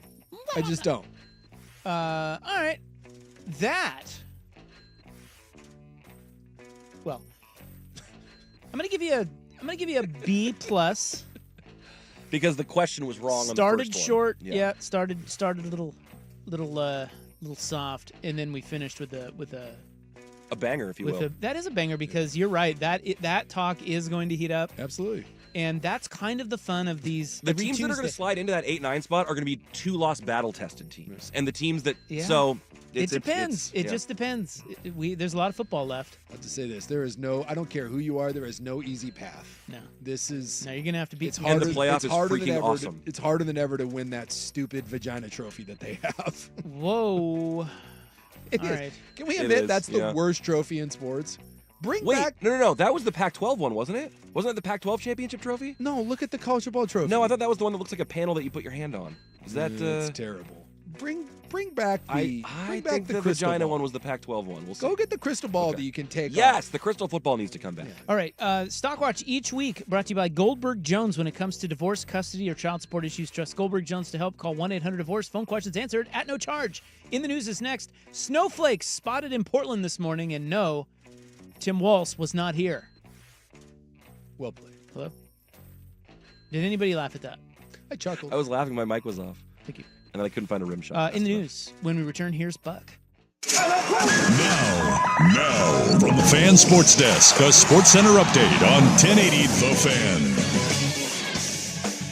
Brian Buckley with this Sports Center update. First on the Fan, Week 11 in the NFL wrapping up tonight with the Texans visiting the Cowboys. CeeDee Lamb listed as questionable for Dallas, but is expected to play. Kickoffs at 5:15 on ESPN. The Texans favored by a touchdown.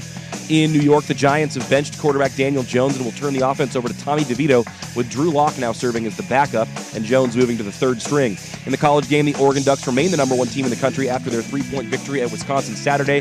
They have a bye this week, while number 2 Ohio State hosts number 5 Indiana for what's essentially a de facto entry into the Big Ten championship game. A pair of Ducks earning honors from the Big Ten for their performance against the Badgers this week. Mateo Uyunglele winning Defensive Player of the Week honors, while kicker Atticus Sappington wins Special Teams Player of the Week. More sports scores and stories in 30 minutes. I'm Ryan Buckley at the 1080 The Fan Sports Desk. Listen live or on demand on the Odyssey app, the Fan's desktop player, or tell your smart speaker to play 1080 The Fan. The Fan Merch Locker has a new long-sleeve tee and hoodies in your favorite college colors. Get your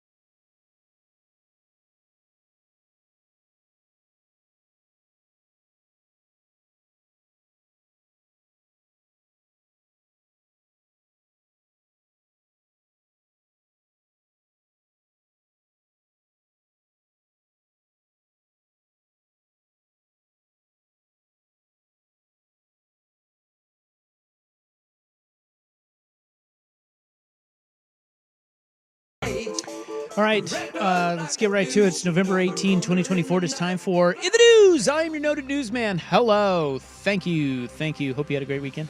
Please be seated. Or if you're in your car, honk your horn, please.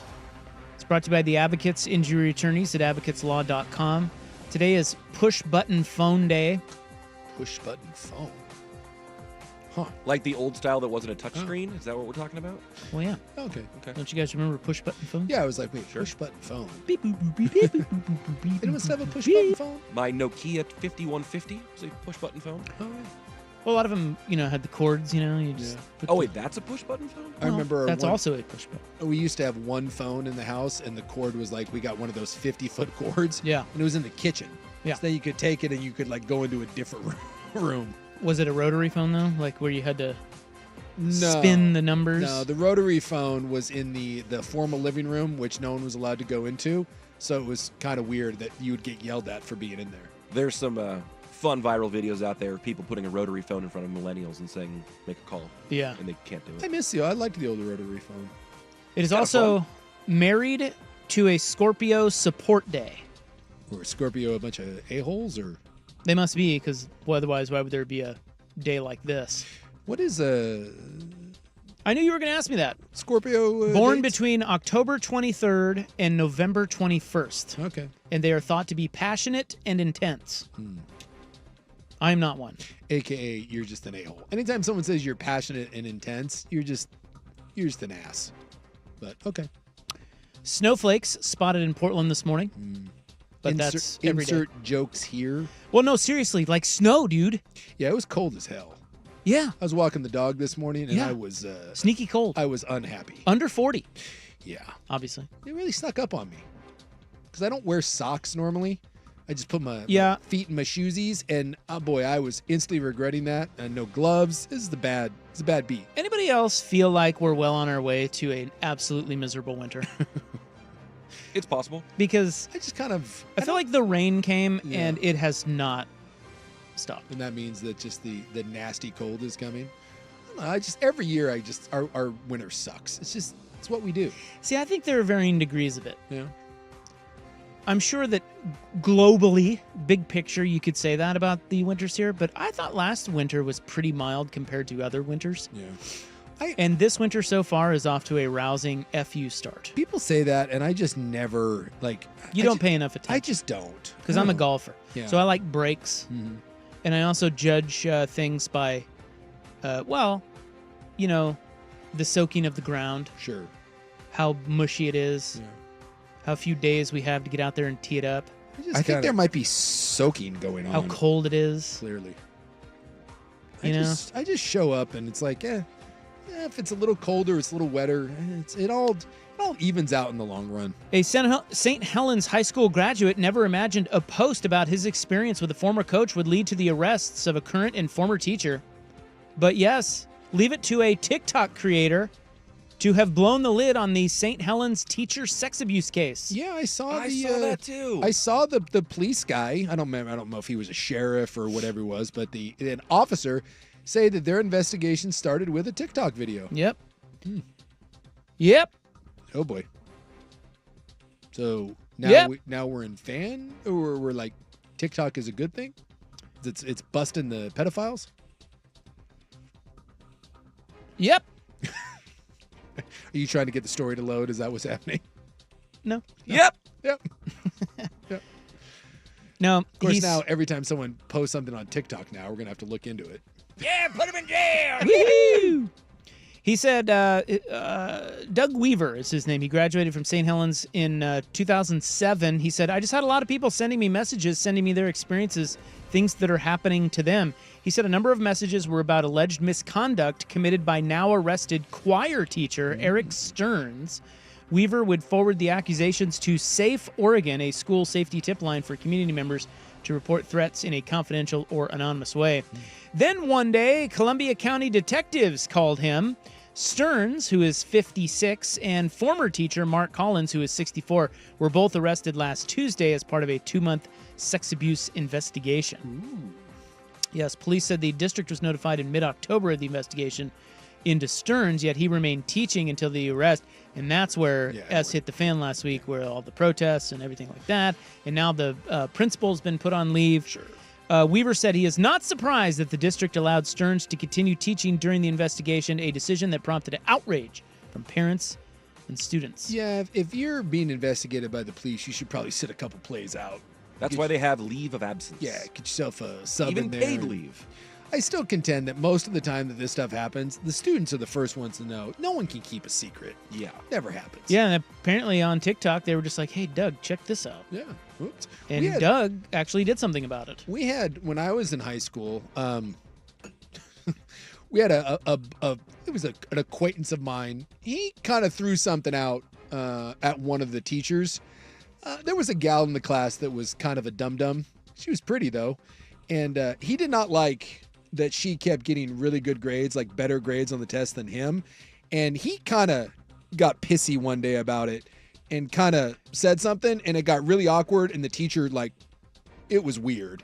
And then, like, a month later, the teacher resigned, and we were like, and the girl ended up leaving school, and we were like, it was the real the whole time. We were like, holy crap. Like, it turned out to be a real thing. And the kid was like, he goes, I just knew something. She was always milling around after class, and, like, you know, he was one of those kids that took his grades very, very seriously, and he did not like that someone else was getting a little extra benefit. Yes.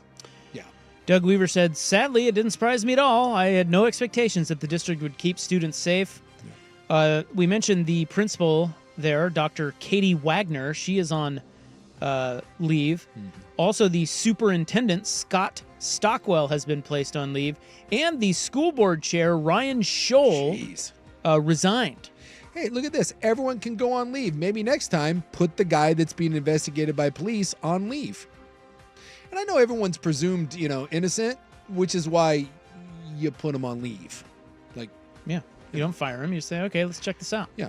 And then we're like, whoa. It's different if you just hear some random dumbass on TikTok that's making an accusation. You can't do that, like, and sit everybody. But when the police are like, yeah, we're looking into this and there may be something there, maybe. All right. Up next, viral video news on The Fan. This is The Fan's Window into Sports, a view into today's top stories. Brought to you by Window Nation, online at windownation.com. It's difficult to find words because everybody's so disappointed, frustrated, angry. It's the emotion of how much you put into the week and then playing like we did.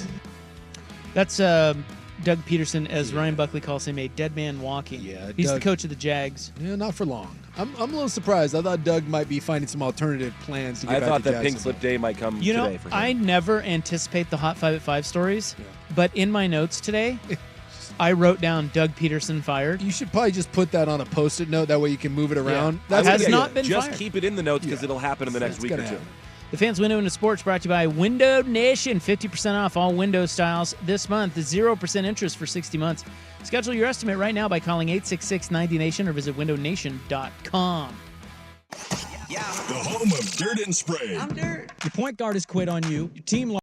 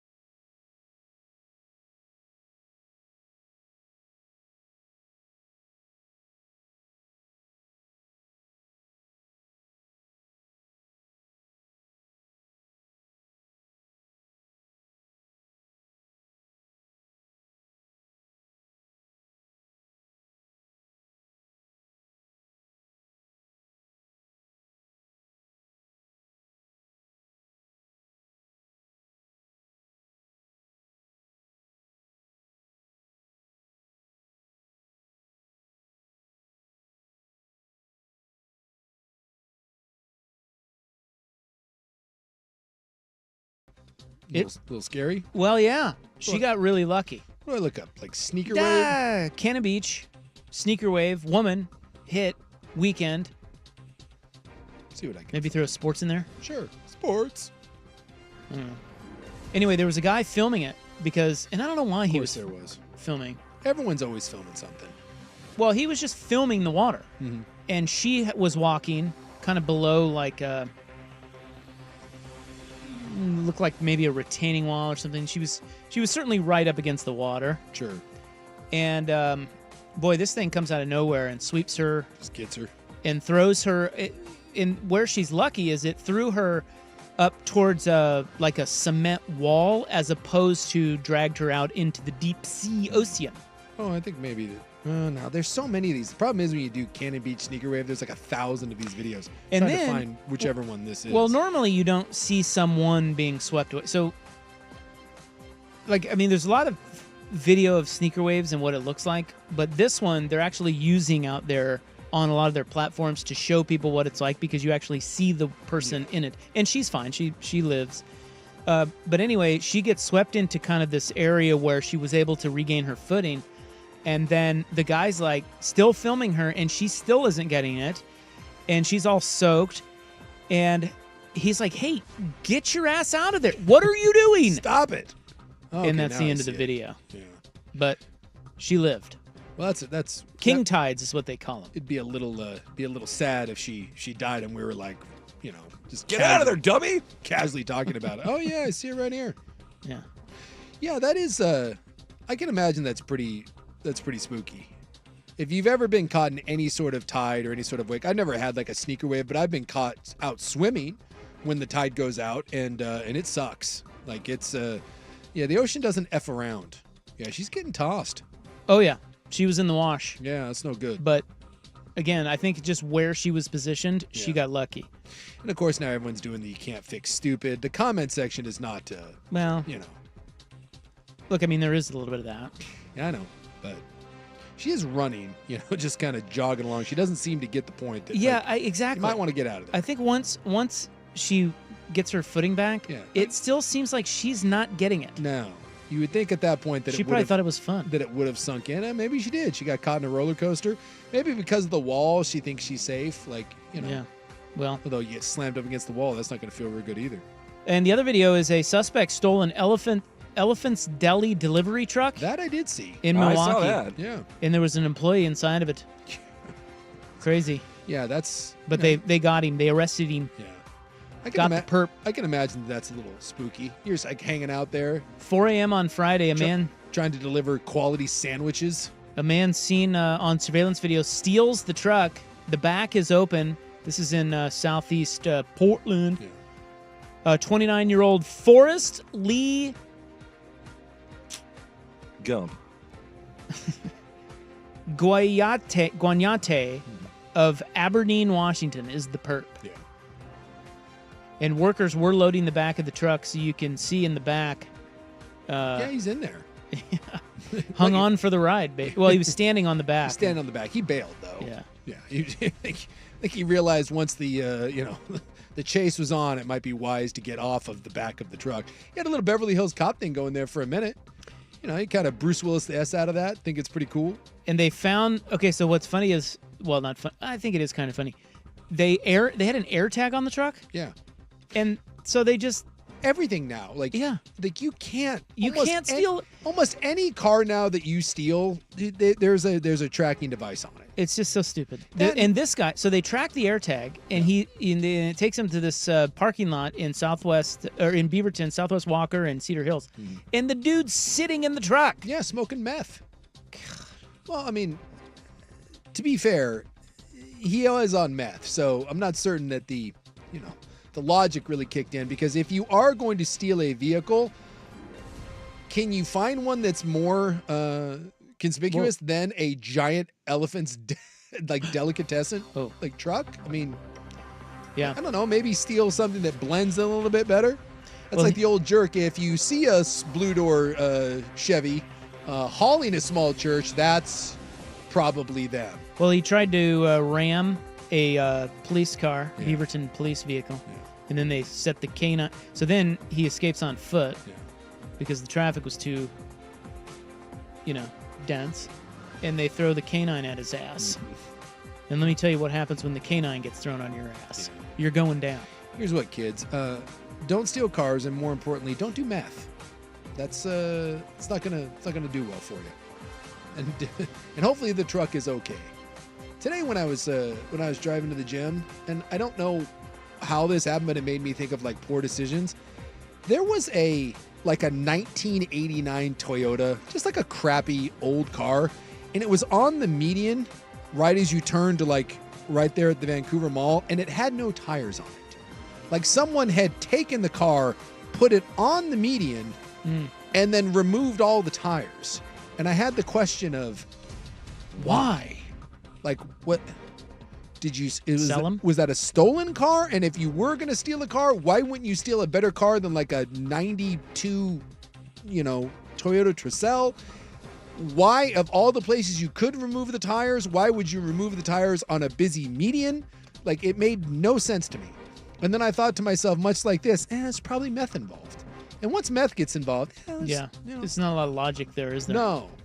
But there was one police car out there, and they had like a tow truck, so I'm assuming that someone reported it and was like, hey, we can't just leave this car here. Do you think that we should do meth for one show and just see how logical we become? It would be interesting. Or illogical, I mean. Problem is then what if we like meth and people are like, this is the best show you guys have ever done, and then we're going to have to do meth again. And this is literally the plot of an It's Always Sunny episode where the gang tries crack. And then they end up on welfare, and they're sitting on the stoop, and it's not good. So I'm gonna probably go. You're going to say no? I'm going to say no. Say no. Coward. That's in the news, November 18, 2024. The Hot 5 at 5 is next on The Fan. Going to stick around here for the Nash. You need some new winders as it is getting quite cold out there. As we mentioned this morning, we had some snowflakes here in town. Window Nation, right now with the weather changing, this is a great month to replace your old, drafty, dingy windows. Not only can they make your house look better, but if you have cracked windows or perhaps windows that are leaking, they won't open or stay open, it is really time to call the pros at Window Nation. They can save you a lot of money on your energy bills over the winter. And right now, they're offering you the best deal of the year. You get 50% off all window styles. That's double hungs, bows, bays, sliders. It doesn't matter. Whatever type of window you need, they're going to give you half off. Plus, you can save even more as they will offer you 0% interest and no payments for 5 years. That is 60 months without having to pay for it. Of course, Window Nation's windows come with a lifetime warranty. Now, a lot of companies say they have a lifetime warranty, but it's been proven that Window Nation's is the best and most comprehensive lifetime warranty, and their windows can be installed in a day or less. So 2 ways to get on their schedule for a free no-obligation quote. You can call them at 866-90NATION, or you can visit them online at windownation.com. Whatever you do, please tell them you heard it from Isaac on The Fan. Once again, 866-90NATION or windownation.com. Your home, your savings, your children.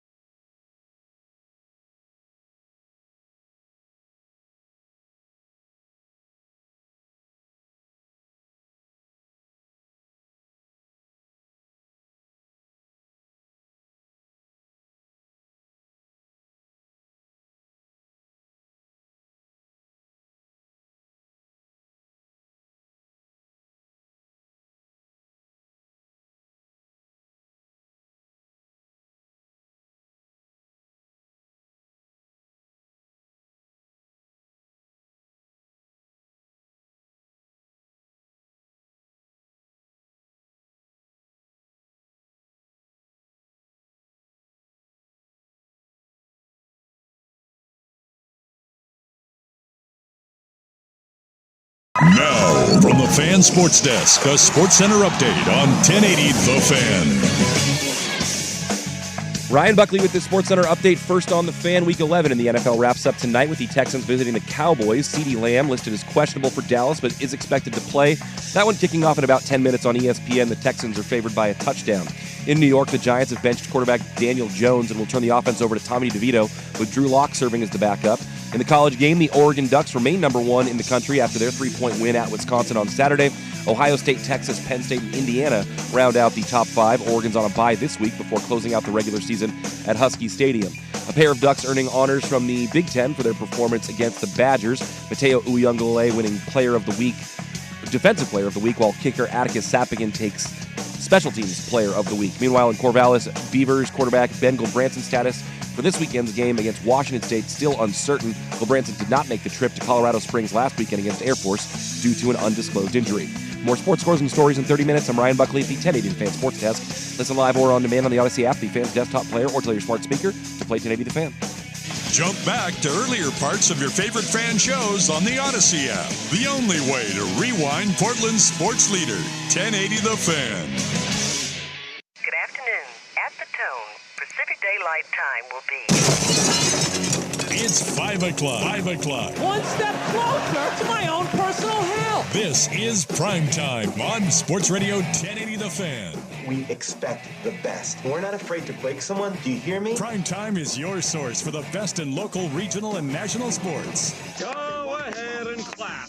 Mediocrity deserves applause. Isaac Robb. I'm miserable. I had to get up at 10 o'clock this morning. Jason Sakanik. I'm a dude playing a dude disguised as another dude. Primetime on 1080 The Fan. All right, welcome back. Hope you're having a nice little Monday. It's your sports bros here. Rop, that's me. Big Sook's right over there. Right here. Look at that. I am relishing the Jayhawks victory in Provo. Yeah.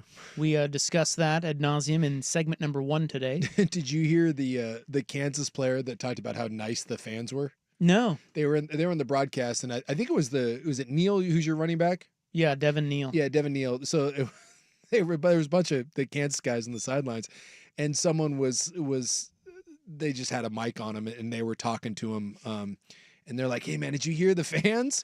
And Neil's like, "No, I had my headphones on." He goes, "Man, were they talking stuff?" He goes, "No, they were the nicest people ever." He goes, "So there was a bunch of Kansas players that were all gathering. They couldn't believe how nice all the fans were. Yeah, they were like saying really positive things. Yeah, kill them with kindness. You guys have that rep. Yeah. Whereas Utah fan, oof. Oh, Utah fans really rough. Oof. They got a little edgy, but yeah, it's weird when you go to Provo.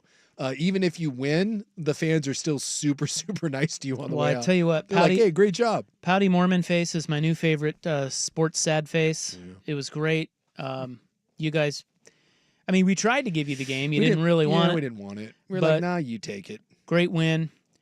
And riding high today. Coming up here this hour, we'll get back to Oregon, Wisconsin. Dr. Onions, Dan Lanning doing it again. Mm-hmm. And, of course, him having the team jump around. I love how that's become some sort of, like, I like Dan Lanning as much as the next guy, but God, that has become a thing. Now it's kind of everything that he does. He's a genius. What? Okay. It's a pretty basic idea, but it's like nobody else has done it. Has done it, so, yeah. And it's not like I think it's groundbreaking, but it's like yet another thing that's now unique to him. Well, he certainly thinks differently. Yeah. And is not willing to stick his neck out. So we'll get to some of that and our NFL naked bike ride. But right now. Oh, you know what we have to cover in the club? What do we got? I forgot this on Friday. Buck texted us on Friday morning that a mysterious bike had shown up. Yes. Next to his house, or on the side of his house. Buck's white privilege is unbelievable. I love that was your first reaction. He just gets, you're so privileged. Bikes just show up at your house. People are just like here, Buckley, here, take free bikes. Well, what Suk is saying there is that he would love to have a bike show up on the side of his house so that he could use it or sell it. Yeah, that doesn't happen to me, but it happens to Buckley. But Buckley got that, and we're going to talk about that. Yeah. And by the way, more Buckley news. His son has the pick of the litter. Yeah, there's big things happening out there with Cannon. So that'll be in the club 6 to 7. Right now, the hot 5 at 5:10. Hot topics, hot opinions. Oh, golly, I'm hot today. And hot air. It's time for the Hot 5 at 5. That's hot. The Hot 5 at 5 on Primetime with Isaac and Sue. No, I mean it. That's very hot. The Hot 5 at 5 with Isaac and Sue. Brought to you on The Fan by Victorico's Mexican Food. Discover Victorico's new savory menu items. Order in-store, online, or get it delivered straight to your door at victoricos.com. Number 5. Well, we have the Major League Baseball Rookies of the Year.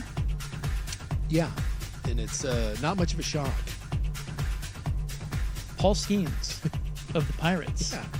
Considering the fact that he started the All-Star game after pitching, 6 games? Yeah, something tells me that, that was a bit of a no-brainer. Next thing you're going to tell me is that Ohtani's going to win MVP. But in the American League, it's Yankees right-hander Luis Gil. Yeah. That's a little... I didn't see that coming. I can't say that was as much of a layup. So he got 15 of the 31st place votes. But then you look at the others up for the AL award, and you're like, oh. Yeah. Is Austin Wells and Colton Cowser. Yeah. By the way, Austin Wells looks like he's 37 and a Long Island firefighter. Mm-hmm. It still throws me. I forget that he's a rookie. I'm like, oh yeah, Austin Wells. Also, Ichiro and Felix Hernandez were 2 of the first timers to hit the Baseball Hall of Fame ballot, which came out today, 2024 ballot. Ichiro is the first ballot guy, no question. Felix may take a bit. Yeah, he's an interesting one. We'll probably have to carve out a segment for him at some point here. Number 4. And we've got some time. It may be a bit before he gets on there, but CeCe Sabathia was on there. I don't know that Felix is going to get in. He might not. He's an interesting case study. Anyway, inductions in January and the ceremony in July. Closing weeks of the 2025 recruiting cycle, USC loses a big one. Number 2 overall recruit quarterback Julian Lewis decommitted from the Trojans over the weekend. This after he visited Georgia's game on Saturday. Apparently, the team to watch for him is Colorado and Deion Sanders. Look, say what you will, but also Indiana in the mix. Say what you will about Deion. Well, they signed they signed their coach to an 8-year contract. They gave him an extension. So I don't know if Indiana's going to become some sort of powerhouse, but Deion, if Travis Hunter wins a Heisman and Colorado ends up being in the college football playoff. Say what you will about Deion. That is a hell of a turnaround in 2 years. Things not all bad for the Trojans. They made up for it by nabbing a commitment from 4-star quarterback Husan Longstreet, who flipped from Texas A&M. Number 3. Indiana coach Curt Cignetti gets a big extension, 8 years, $72 million. 10-0 in his first season as the Hoosiers get set to head to Ohio State on Saturday. Turns out, at Indiana, when you win 11 games, you get a lot of money. Wisconsin has fired offensive coordinator Phil Longo following the Badgers' loss to Oregon. Just 2 seasons, their scoring offense this year was ranked 97th. Remember when Tom Herman was the next big thing? I do. Yeah, fired by Florida Atlantic in just his second season. He went 6-16. You're gone. Also, UMass has fired their coach, former Michigan defensive coordinator Don Brown, who went just 6-28. Did you see that there's 4 Division I schools that all have owls? I saw this. They I was gonna all bring this to the fired table. their coaches. Really? Yes. Yeah. Can you name them, Isaac Ross? It's an exciting time. Wow. Well, you have Florida Atlantic. Right. Temple. Correct. Who else is the Owls? Go out. I don't know. Who else? Rice. Oh, yeah, there you go. And then this one I didn't know. Kennesaw State. Yeah. And they all fired their coach. All this year. Coach. And Biff, What an the exciting guy at time. Charlotte, the big fat guy with sleeves, no sleeves. He got fired? He got canned too. Really? Oh. Big 12 football is coming to TNT and TBS. It's the Big 12! This is part of the settlement between the NBA and Warner Brothers Discovery. 13 Big 12 football games will be on TNT and TBS in 2025. They will also have 15 Big 12 men's basketball games sub-licensed by ESPN. These were originally slated for ESPN Plus, so it's a really good deal ESPN for Plus Big 12. is such a bad, crappy thing. So throw these over on TNT, and we get the TNT crew. Well, we could. The Inside the NBA will be loaned out to ESPN and ABC. Yeah, they're gonna have it on there beginning next season. Hopefully Although they don't screw that up. Well, they're saying Shaq won't. Right now, Shaq is not under contract. No, but it's just my fear is that they're going to try to insert one of their own. Screamin' A? Screamin' A, or they'll be like, well, they'll be like, well, we can't have all men on there, so they'll insert a random woman. And who wants that? Am I right? Well, just why are you trying to mess with something that's the best studio show? And I have zero faith that ESPN isn't going to screw this up. And number 1, Daniel Jones, benched by the Giants. Third stringer Tommy DeVito will be the new Tommy QB there. Cutlets! Tommy Cutlets, whose mom still is making his bed. Now, why did they go to DeVito and not Locke? I don't know.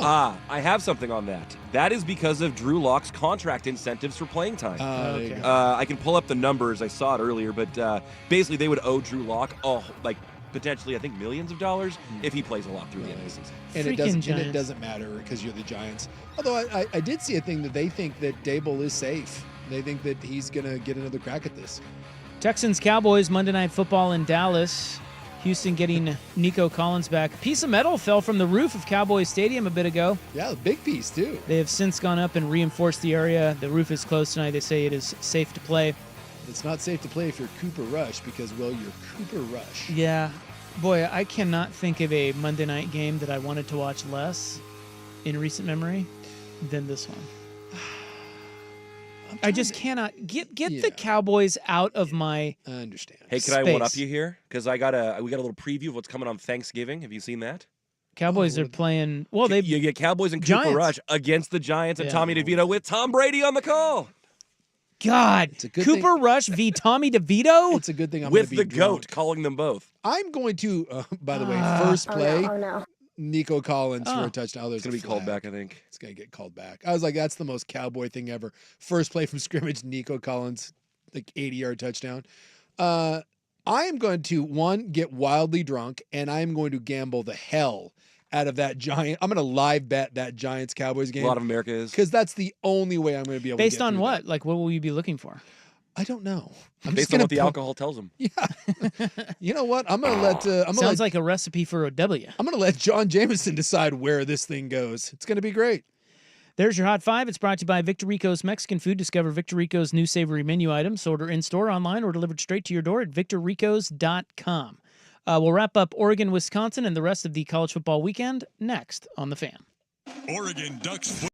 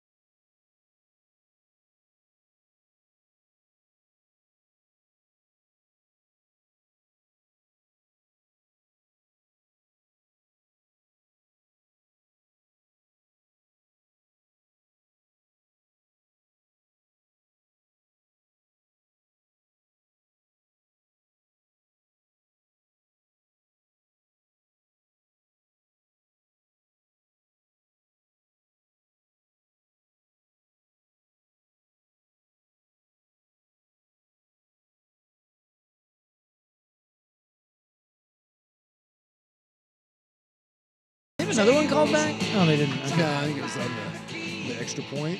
But yeah, they didn't get the 80-yard Nico touchdown, but they did get like a 45 Joe Mixon touchdown. So it really doesn't matter because the Cowboys suck. Yeah, again, they need to be out of my lexicon. Yeah. I am so tired of hearing about them, and they suck, and there's no reason to watch them, and I hate them. And Buck said, they're going to be on. They're always on Thanksgiving. Yeah. They're playing the Giants. You know what the other Thanksgiving games are this year? Well, I mean, the Lions are playing somebody. The Lions are playing the stupid Bears. Ugh. And the Packers are playing the Dolphins. Yeah. Those are Where is bad. that one? Is it Miami or Lambeau? Green Bay. I mean, Caleb played better. And the Bears offense looked like it had a heartbeat. So maybe something. And then we get a Black Friday game this year. And you know what that one is? Tell me it's not the Jets. Raiders, Chiefs. Oh, man. At least it's not the Jets. Because we can officially the Jets suck. And they've sucked for a while. I don't know why we keep talking. Not we, exactly. But people keep the talking Jets about and the Cowboys, again, just go away. Just shove off. And we still talk about them as if they're relevant. You know who is relevant? The Rizzler. Yeah. My Saints. The Rizzler. Give him the job now. Actually, don't, but. I ripped his ass, quite frankly. Well, that was a good win.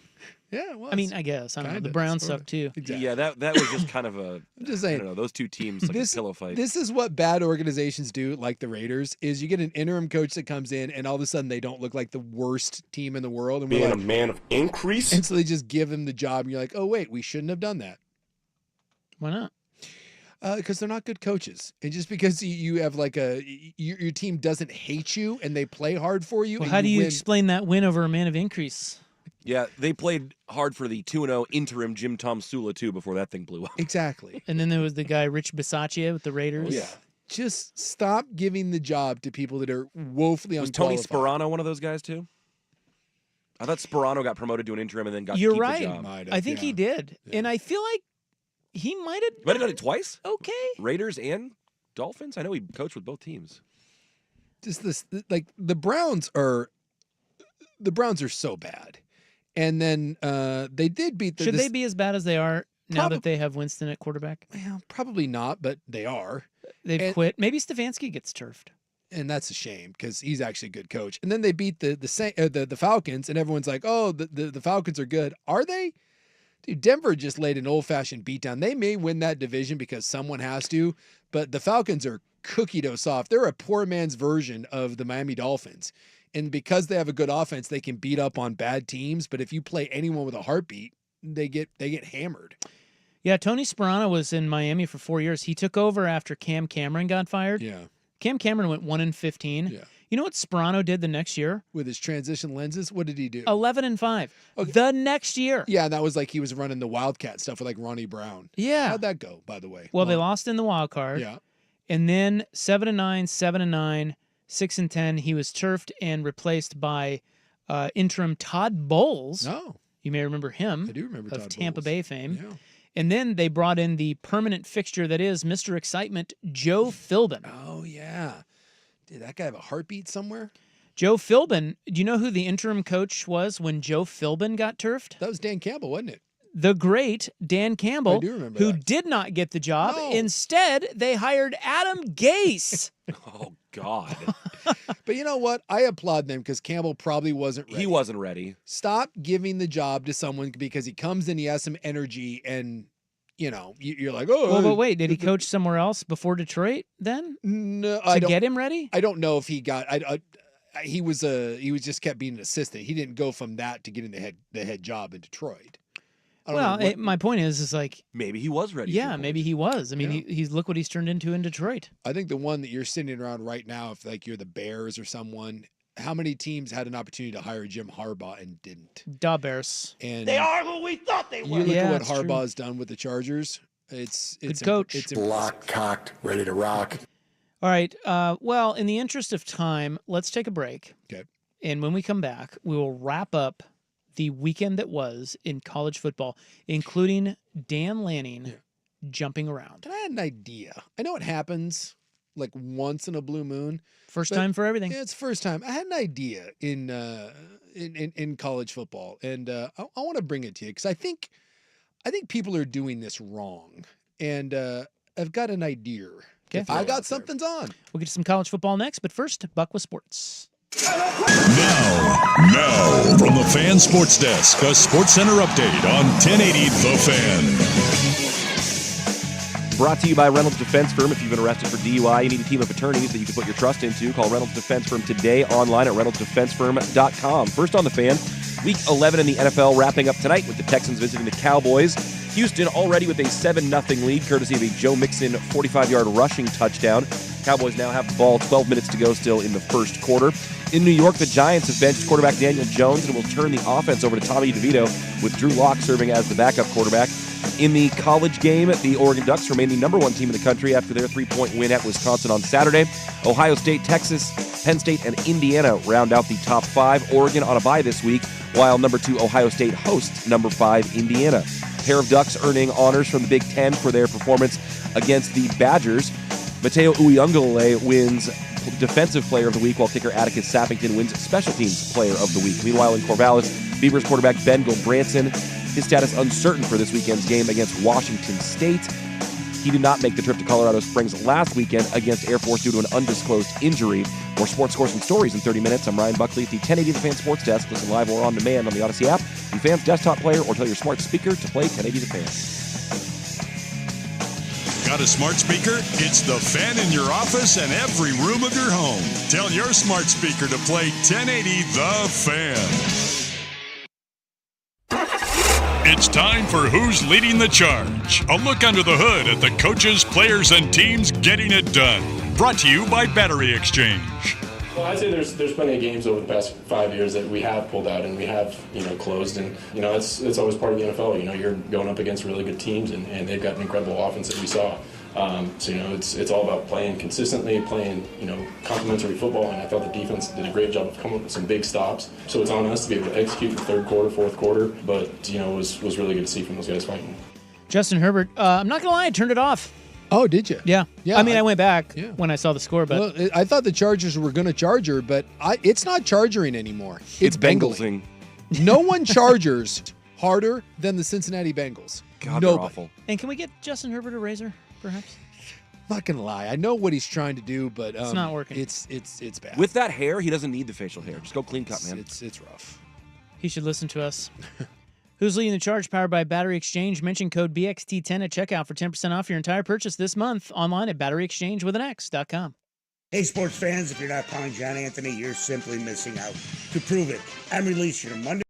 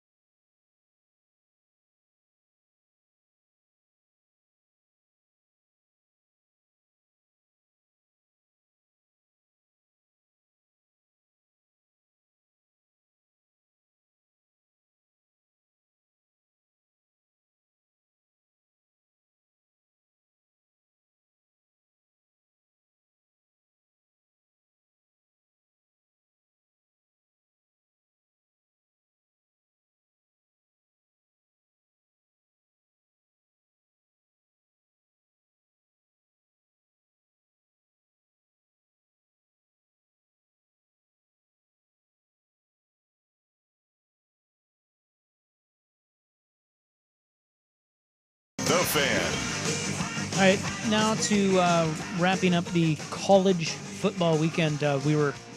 We talked a lot about Oregon, Wisconsin in hour one, but the thing that we didn't cover quite yet, probably the least important, but what did you think of the fake field goal?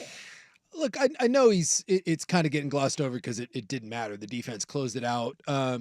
But when it happened, I saw a lot of people that were like, oh my God, like he keeps making dumb decisions. It's going to cost him one of these times. I guess my only thing is, if you had gone for it there on fourth down, would anyone have murdered him? I wouldn't have, because the idea of, and you're seeing this a lot in the NFL now, more and more, like the Bills did this against like Kansas City.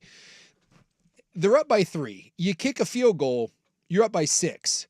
So a touchdown beats you either way, right? So a field goal sends it to overtime, but a touchdown beats you. I don't have a problem closing out a game and being aggressive. What I don't understand is if you're going to go for it on fourth down, why not just put it in the hands of your Heisman Trophy quarterback? But again, you've stalled out on offense. You only have 16 points. You see something on film and you do that, you close out the game. And by the way, if Herbert makes a better block or that Wisconsin kid doesn't make a hell of a play, I don't know if you go back and look at that. Tripped him. He just reaches out and gets a hand on him. Dude, it was there. The old 22 shows that call should have worked, essentially. And I think that matters. Because they asked Lanning about it, and Lanning knew instantly he was going to be second guessed on that one. But that play was there, and I think that is a big factor. Like, they saw the look that they thought they could pull it off, and a guy made a great play. I don't think you can fault him as much for that. Now, in this instance, I was actually advocating, and I'm normally the guy saying, go for it, go for it, go for it. I was advocating for the field goal because it's Wisconsin's offense is so crappy that they ain't going to score a touchdown. Like, if you look at this game, your defense is going to be fine holding them out of the end zone. I totally get the trepidation of not wanting to be up 6. That's scary. But against Wisconsin, just make them get in the end zone instead of kick a field goal, and I would have been happy with the conservative play of 3 points. The other thing about that they didn't address but might be significant, and Dusty talked about this, is there were 30-mile-an-hour winds at the end of that game, and that even though Sappington had already connected a bunch of times, that there was maybe as much risk as trying to put 3 more on the board as trying to get the first down. And I just, like, to me, when he did it, I kind of sat there and was like, oh my God. But I said this when he went for it against UW. You have a coach that is letting you know, this is who I am. We're onside kicking things. We're fake punting. We're fake kneel down. They ran a fake punt. Yeah, they tried to do the kneel down sweep. Fake kneel down at the end of the half. They ran a fake punt from like their own 20-yard line, and they ran it to Jordan Birch. Like, their own 22 on fourth down. Half of what that guy does on these calls, I sit there on my couch and I'm like, dude, you know what? I'm going to cook on your grill. It doesn't make any sense to me, but he has shown you time and time again. And when it works, you love him. And so when it doesn't work, you can't sit there and then bitch and moan about it. As long as there's reasoning and logic behind it, and I do think there's reason and logic, because now if they had been up 4, I would have been like, dude, what the hell are you doing? 100%. You kicked the freaking field goal. But 3 to make it 6, I understand that for a lot of people, that really doesn't matter. It's a touchdown still beats you.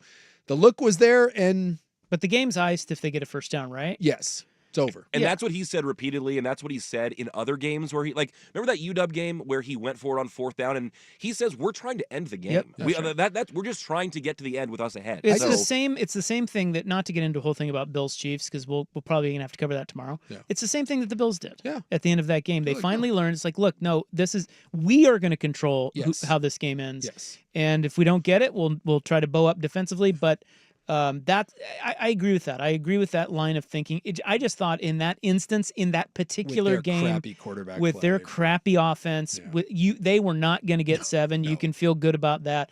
Take the 3 and get out of there with a 6-point win. Yeah, but I tend to agree. It didn't make any sense to me, but as long as there's logic behind it, it doesn't have to fit into my little brain of this is, to me, what makes sense. The other thing that I think is unique about Dan and his staff is that clearly, like, everything from the Ohio State 12th man penalty to the Jordan Birch thing, they have special plays for so many different situations. They kind of don't care when that situation comes up. No. Sometimes they're just like, I mean, they might have run that same fake field goal if they got the look that they liked in the first quarter. I think it ends up being circumstantial, and he's just like, listen, if this thing presents itself, we're ready, and we don't care when it happens. Well, I think it does feel like that. The thing that it shows is that there is no stone unturned. And it just makes you feel good. I would imagine if you're an Oregon fan, it makes you feel good that this dude's covering every freaking angle from every possible side. You don't have to agree with it all, but he has thought of everything. I mean, let's be honest, and I know this is going to get nauseating, particularly as the college football playoff approaches, because you're going to be, all the networks are going to pick up on this. It's going to be all these Dan Lanning features and the gunslinger and the outside the box thinker and all the. He's going to start to become the guy that the rest of the country is going to be saying, well, how about win a big one first before we start? Because he's getting a lot of love for all this stuff. And if it goes, by the way, Cooper Rush just threw the worst interception I've ever seen in my entire life. But I get to watch it. I'm behind. So bad. I honestly don't know where he's going with it. But what was he doing? Well, I feel like CD might have stopped on the route, maybe. But It'll you're right. be the only explanation. You're right in that if one of two things will happen. It's about to get nauseating. Dan Lanning is either going to, it'll be nauseating one of two ways. Because either he's going to do something like that to beat Alabama or Georgia in a playoff game, and he'll be the new Jesus Christ of college football. like Josh Pate will he'll do something. Whoa. It's like the love. Joel Klatt. Joel Klatt's going to give him stroke his ego. Yeah, stroke his ego. Or it's going to go wrong. Something like that's going to happen and they're going to lose. And then all of a sudden he's a moron and he can't win the big one. I just feel like the universe is setting us up for one of those big moments. He's going to pull what did you say? The onions? Yeah. Dr. Onions? Dr. Onion is going to lay out his big old yellow onions, and something, one way or another, that's going to be all anyone's going to talk about. Dan Wolkin, who writes for USA Today, he tweeted after the game, I think Lanning's a great coach, but it's okay to say that Dan Lanning makes a lot of goofy decisions, and it's probably inevitable that he will do it in a spot that costs Oregon a national title. I may not go that far, but people think that. There's a lot of people that think that. Yeah. And, look, I think... And maybe they'll be right, and maybe they'll be wrong. The reality is that if the Ducks don't win the championship this year, Lanning, regardless of his decisions and all these little trinket plays or whatever, it doesn't. None of that matter. If he does not win the championship this year, that label of can't win the big one, that's kind of already begun. 100%. Because the groundwork was laid for that the last couple of years. Yep. So it doesn't really even matter if it's on a crazy call or a ballsy go for it. Sure.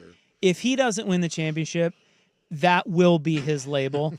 This is something separate. His reputation for kind of thinking outside the box. And honestly, I just think it makes you feel good as a fan, dude. He's doing his job. Yeah. That's what he's supposed to be doing. I think it's fun. I would rather have someone that errs on the side of we're going to do some crazy than have Kirk Ferentz out there. And exactly. It makes you.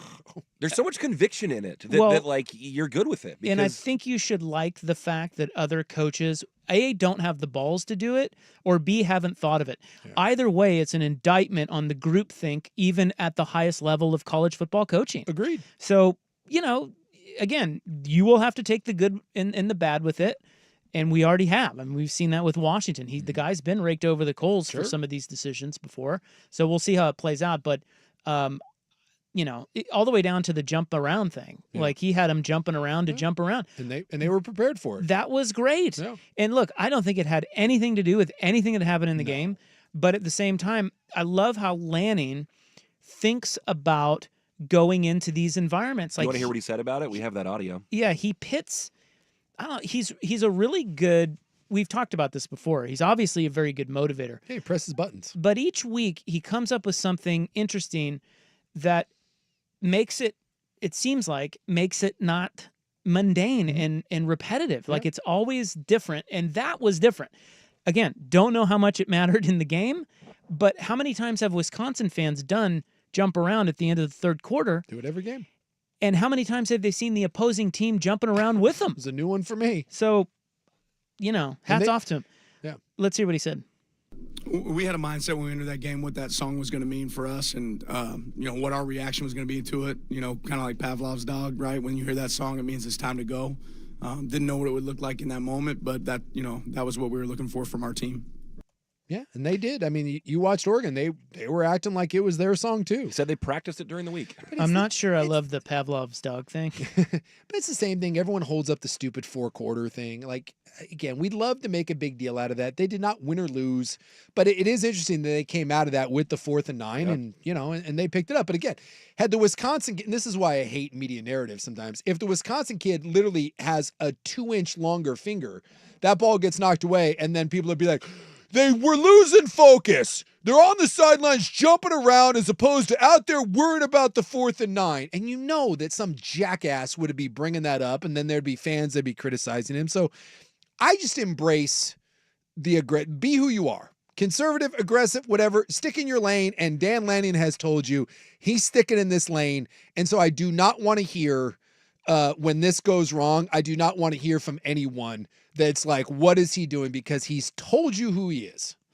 All right. Well, one other note on this, and then coming up next, and we'll get to your commentary. You said you have an idea, which is pretty unusual for this show. I was just cruising through the college football rankings, and something occurred to me because there's a lot of these recruiting things are popping up, and the LSU Michigan, quarterback flip and all that. And then I was watching Tennessee play, and I had I don't know, just kind of one of these ideas that I wanted to float out. Wow, one of these ideas. Yeah, one of these ideas. We'll get to that next, but one other point. I've been watching we all have been watching the Ducks closely for injuries. Yes. Because they just really can't afford to start getting really nicked up at this point.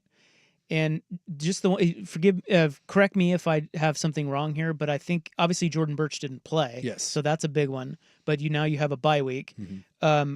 I saw several guys go down, but they all came back in. So the only guys that didn't, I think Lowe didn't come back in. Is that right? Yes, I did not see him. They said he was attempting it, but I never saw him come back in. And then Caldwell, did he come back in? He did, because he got back in. He had the tip on the final That's interception. right. Okay. Yep. So good. So there's another one where you have a tough November road game. Yep. And you got out of there pretty healthy. Yeah. So obviously health is going to be a big deal. That's a huge deal. Because I do think Oregon. they miss Tez. And if they lose, like an Evan Stewart goes down, and I mean the offense didn't look great. And I think if you lose Stewart, something were to happen, I think this offense does become pretty limited. Because it didn't feel like Wisconsin was scared of Oregon's ability to get over Once the top. they figured out that Stewart was option 1 and they started to try to take that away, because he had like 6 or 7 catches in the first quarter and then got kind of quiet after that, things really slowed down. All right, up next, Sook's got something's on. I got something's on the fan. It's time for a Ducks Report, the inside story on Oregon athletics, brought to you by Mods PDX. The future of building is here. I think there was a lot of moments stacked up in this game that were the difference, right? It's always about the next play. For us, it came down to, every single play mattered tonight. So I don't know if it was that moment, but, I know I love that team that's in that locker room right there. I know they fought their ass off tonight for a tough game against a Wisconsin team that came ready to play. They played some great D tonight, and they stifled us. They held us back there. But for us to do just enough to win, I'm really pleased with the guys in that room. It should be. I mean, that's a character building win. Absolutely. And look, I know Wisconsin isn't very good and hasn't been very good on either side of the ball, but give them a lot of credit. That defense showed up. And that happens sometimes. They're on scholarship too, and they played their ass off. And Oregon needed to grind it out and find a way to win, and that's what makes special seasons. Mods PDX, the future of building is here. The Fan is live on YouTube, Twitch, and now Window Nation.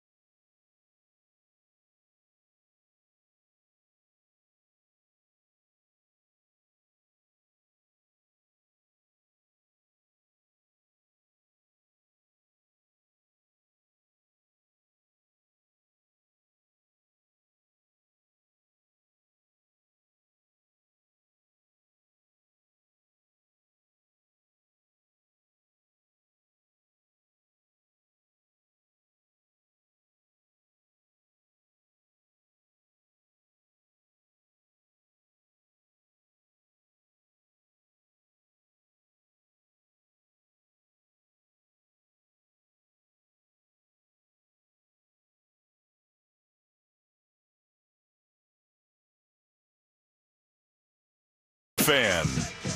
All right, well, Suk with ideas. Well, I just was kicking around this idea because last week we talked about that there's a kid next year who's going to be a freshman. It's supposed to be some sort of big deal, right? Number 1 quarterback in the country. What's his name?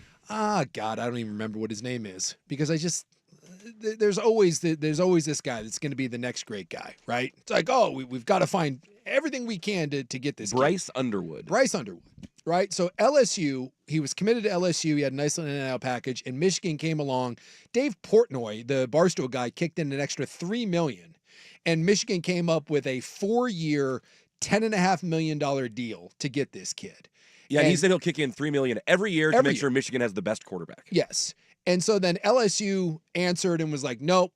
So LSU clearly came up with $10.5 million too, and they're going to pay this kid $10.5 million bucks, and he's going to go there. And Nico, the quarterback at Tennessee, right? He was, I think, $7 or $8 million that Tennessee went and got. And I just started looking through this, and we'll just go through the AP top 25. Where'd Dylan Gabriel come from? What are you talking about? Like school? Yeah. Oklahoma? Yeah, Oklahoma. Cost about $1 million bucks to go get him. Didn't pay $10 million to get him. Ohio State, who's their quarterback? Will Howard. Kansas State? Cost you about $1 million bucks. Texas, Quinn Ewers came from Ohio State. Cost you about $1.5 million, $2 million bucks to go get him. Penn State paid a bunch of money for Drew Allard. He sucks. Where'd he come from? He came from Penn State. He's a freshman. And by the way, I just like to point out he's never lived up to it, although he was a big-time recruit. Indiana, transfer. Notre Dame, transfer. Alabama, Georgia, both recruited theirs. I would make the argument that Carson Beck isn't worth what you're paying him. Ole Miss, transfer. Tennessee, paid $7.5 million for him. Have you seen the freshman quarterback play? I don't know what you're paying for. Started off okay, and it's really faltered. Yeah. Miami, transfer. SMU, transfer. BYU, transfer. Colorado, transfer. Arizona State, transfer. UNLV, transfer. Illinois, transfer. There are 6 quarterbacks in the top 25 that were actually recruited. And by the way, like one of those is the kid from Tulane, who's a freshman. He won't be at Tulane next year. Maybe he'll be with the Ducks. He's going to be the quarterback for Oregon. And I had this thought to myself, why are these, because, you know, we've got this whole thing now where we're like, God, we've got to get our NIL in order, and USC is losing kids, and UW's freaking out because they don't have their NIL in order, and Dave Portnoy's throwing $3 million a year and be like, I'm going to make sure we have the best quarterback. I'm starting to wonder if paying the $10 million for the freshman quarterback is the dumbest decision you can make in college football. Because most of the time now when we look through this, and I know it's been a small sample size since NIL has been a part of this, but does anyone believe that Oregon's going to roll into next year with Dante Moore or one of the other kids as their only starting quarterback? I do not. And by the way, how much did UCLA pay to go get Dante Moore in the first place? Yeah. And what I guarantee Oregon didn't pay that. Nope. Right? ASU paid all that money to go get the Jaden Rashada. Where's Jaden Rashada now? Nowhere. He's backing up at Georgia, right? Yeah. You know who Arizona State has? Sam Leavitt. And by the way, they're rolling right now. And they didn't have to pay him a lot out of Westland. No. So it's just, I'm really starting to think that we talk about as college football is evolving and you have to have all this money. And yes, you may have to have your 15 to 20 million a year. But I'm really starting to wonder if the worst allocation of funds is giving a freshman quarterback this commitment for all this money, because at least what I've seen so far, you ain't getting your money's worth. Isn't it? Far from it. It's probably desperation from schools who cannot compete for the top tier transfers. Yeah. Right? But I guess I guess LSU could. LSU could, but again, like Jackson Dart at Ole Miss, Ole Miss could win a national championship this year. Jackson Dart was not a 5-star like transfer. Oh my God, we have to get our hands on. This is his 3rd stop, I think. Yeah. You know, Dylan Gabriel was at USC, wasn't he? Yeah, and I think I think he went somewhere in between. I think after he left USC, he went somewhere else. And I'd also like to point out that 2 years ago, Bo Nix was not trash heap. They ran him out of Auburn. Michael Penix was not this sought after, oh my God, we have to pay him all this money. Like, I get it. If you want to transfer quarterback, you're having to kick in $1 million. It's going to cost you $1 million to go get someone, maybe $750, but it's not 10. And just this era of these freshman quarterbacks, I sit there. Did you watch any of Tennessee, Georgia? Yeah. If I'm a Tennessee fan or if I'm a Tennessee booster and I sit there and watch Tennessee, I am literally staring at that kid being like, wait, where's my money going? Like, what am I doing with this? Well, but just because you pay them a bunch of money doesn't mean they're instantly going to be great. Well, and my question is, when is the last time, and I know it's early on, I'm still waiting for one of these kids. Quinn Ewers, by the way, who they did go get from Ohio State, and originally he was going to be a Texas kid, and he left and went to Ohio State. So I'm sure he got a nice little chunk of change. If you've watched Texas play, there is a real feeling amongst there that the wrong quarterback is playing at Texas. And that Quinn Ewers is not worth what you're paying him. Well, there. There's one, Arch, he's one. And we'll see. By the way, we've seen Arch because he's a freshman. We've seen him all for 2 seconds. Or wait, is he a sophomore? He's freshman. a sophomore. Yeah, sophomore. Yeah, he's sophomore. This is his second year there. Yeah. Oh, that's right. He sat last year. But yeah, he that would be one. But yeah, there's always an exception. I get what you're saying. We asked Dan Lanning about this last Thursday, and he kind of glossed over it. But he said basically it just depends on the guy. Mm-hmm. Like if you think this is the guy as a freshman, then you pay him and you go get him. And maybe LSU thinks that this is the guy. Well, I'll tell you what. But you're right. Like if you look through the just the history, that doesn't seem to be playing out, which is why I think most of the schools, most of the top coaches, they're all going after the transfer kids. I just know that if I was in charge of a top 10 program and I had a really robust NIL budget, right? I got my $15 million to play with. You know where I wouldn't be allocating my money? $3 million on a freshman quarterback. If I'm Dave Portnoy and I'm sitting there and I'm going to say, hey, Michigan, I'm giving you $3 million to go get my quarterback. You know what my one stipulation is? Do not spend it on a freshman. Because, from Cade Klubnik to DJ Uiagalelei and now Nico down at Tennessee, and maybe he turns into something, and Drew Aller. Every time I hear about one of these quarterbacks, USC seems to have one every other day that's going to be the next great thing. Spencer Rattler at Oklahoma, who's Jackson Arnold at Oklahoma now. God, he's terrible. And they moved on from him, or moved on from Dylan Gabriel to go to him. I just don't know if you are a booster, if there is a worse investment for your money. Maybe what was the cowboy guy that invested in inflatable furniture for floods? Remember that? I think that was like one of the Ishmael brothers. I do not remember that. Yeah. That was Torrey Hunter. Was it Torrey Hunter that did that? I think. There was an SI article where, someone invested like $1 million in furniture for places that flood. And then when it flooded, you just pulled a cord and then it inflated. Like, seriously, someone spent $1 million on that.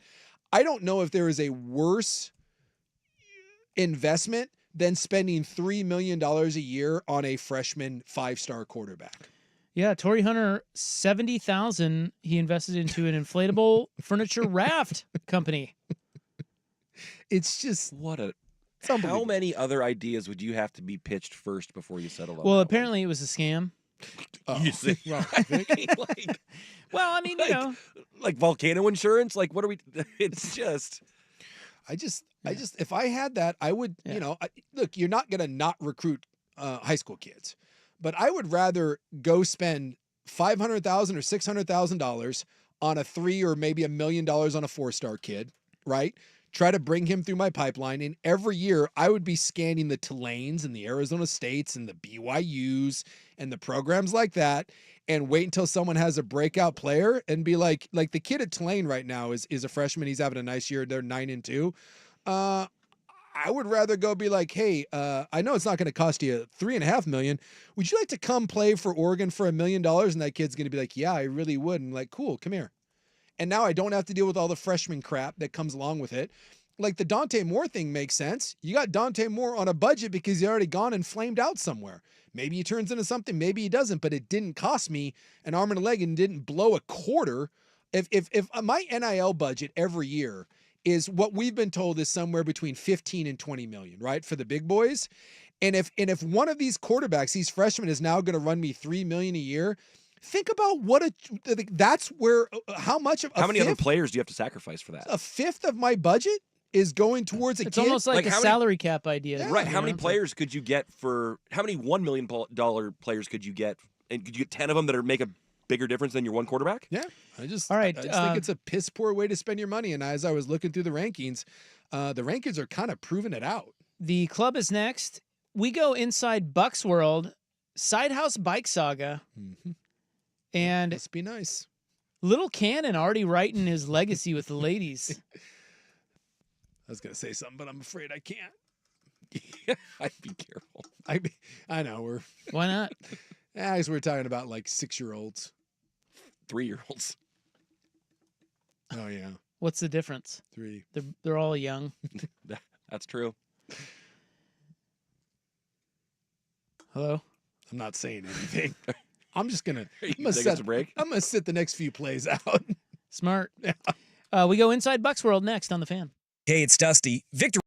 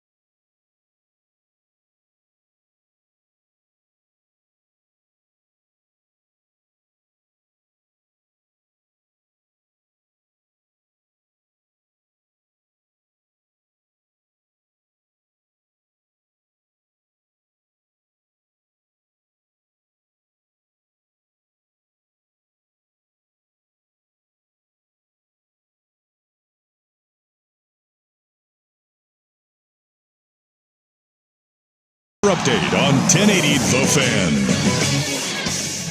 Brian Buckley with this SportsCenter update. First on The Fan, Week 11 in the NFL wrapping up tonight with the Texans visiting the Cowboys. Texans currently with a 14-7 lead. A pair of touchdowns for Joe Mixon got things started for Houston, but Devontae Turpin with a touchdown catch just now to cut the deficit in half. In New York, the Giants have benched quarterback Daniel Jones and will turn the offense over to Tommy DeVito with Drew Lock serving as the backup quarterback. In the college game, the Oregon Ducks remain number 1 in the country after their 3-point win at Madison, Wisconsin on Saturday. Ohio State, Texas, Penn State, and Indiana round out your top 5. Oregon on a bye this week before closing out the regular season at Husky Stadium.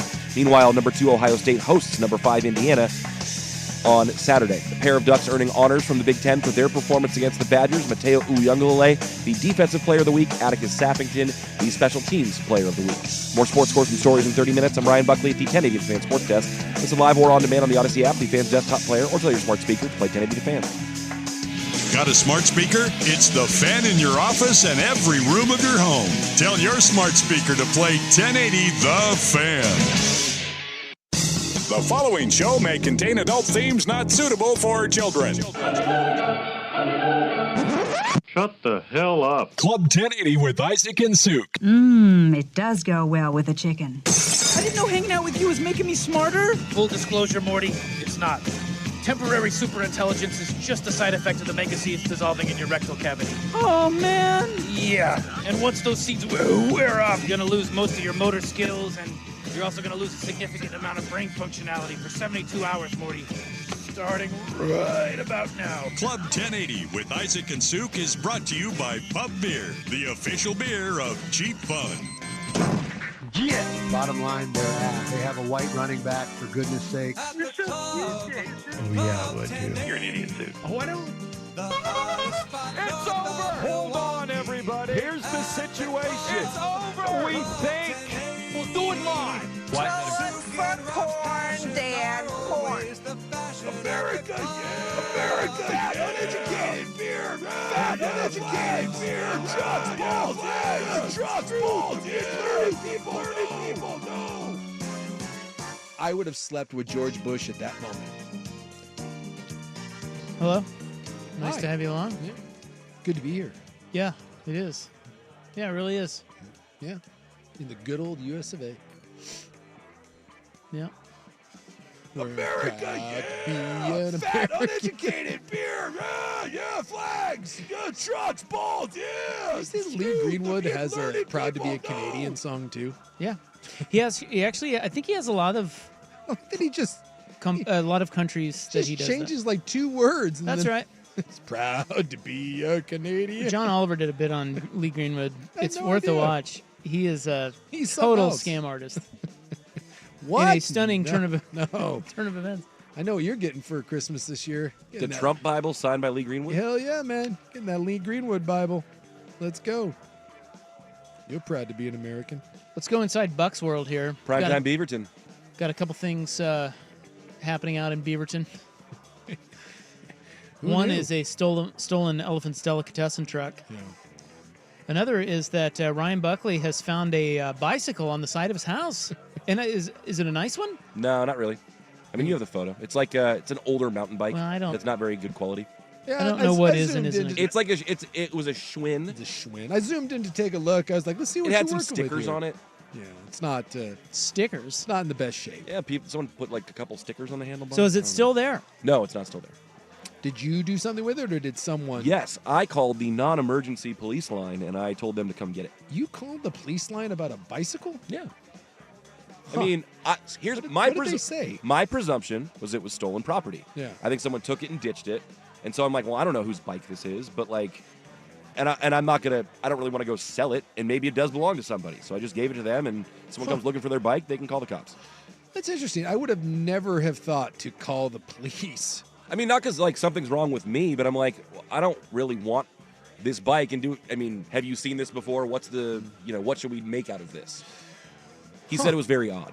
Yeah, I would have done I just would have taken it and left it on the curb. I would have been like, I thought about that. Well, This is the curb. So now. much questions. Why would they put it on the side of your house? I don't know. Buck, are you running some sort of fence operation over there?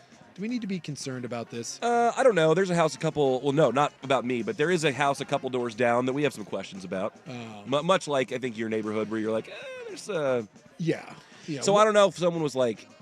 They just mistook your house for theirs? Or like, I don't know if there's a situation where they didn't want to... I don't know. It's hard to wrap my head around. Am I wrong that the bike seems like in pretty good shape? It's fine, yeah. It's not a nice bike. It's not? No. Just because of the brand? There was some mud on the tires It's too. just- Like it's it just not wasn't a being nice red. bike. It wasn't being ridden just on sidewalks. It's got a little brake light on it. Yeah, I'm not saying that I am the foremost expert on bicycles, but I have purchased enough bikes to know. It was a cheap adult mountain bike. Yeah, dude, that thing on Craigslist will run you like $40. Really? Yeah, maybe $50.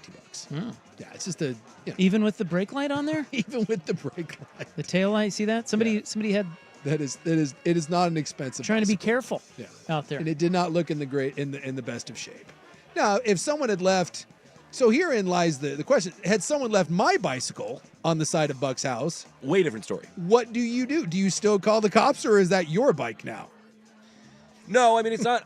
At no point was I like, this is my bike now. My curiosity was piqued. I wanted to know whose it was, where it came from, how it got there, like what time. You don't have. So we have a floodlight with a motion detector on that side of the house, but we don't have a camera. No we have cameras. a camera on like the front door, but the sides, like it's not. the side is outside of the front door camera, so you couldn't see anything off that. See, it's weird because had someone left a nice bicycle, I would have actually put some time into it. I would have thought that they would be coming back for it if it was a nice bicycle. Well, no, I would have assumed that no one would leave that bike on the side of your house. What do you mean put time into it? Like what? Again, that to me, whether you call the police or I think I would have put an ad in on something, Facebook, whatever. Hey, Sure. if anyone's missing. And we thought about like putting a something up on like Nextdoor or like Facebook community, be like, hey, does anyone recognize this cheap, crappy bike and like didn't want to play that game? See, that's my thing. If it was because it's a cheapo bike, I'm like, whatever. I know that's probably a bad attitude, but it's probably the one that I would have. Are you a bike snob? A little bit. Well, like and that's why I said this is kind of a crappy thing because if that's your bike and you have a crappy bike, you want it back. But if you can replace a bike for $50, I don't know how much effort I'm putting into finding the owner.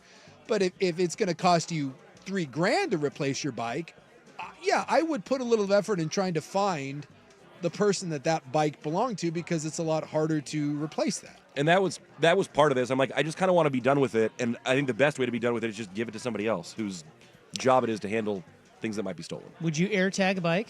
Is that a dumb idea? No, I have one. No, I think you would air tag an ice bike for sure. Yeah. Like I have a little in the down tube, so you can put it up in there, so you can't really see it. Although now that I've said that, someone can just go through and remove it. But yeah, I have one on mine. If you have something like a bicycle that is worth a decent chunk of money, I think you're silly to not have something on there. Well, it's just so easy nowadays. Yes, and I'd never leave mine chained up. Like if I'm riding mine and I go into the grocery store to buy something, the bike comes in with me. I do not, because bike locks do nothing.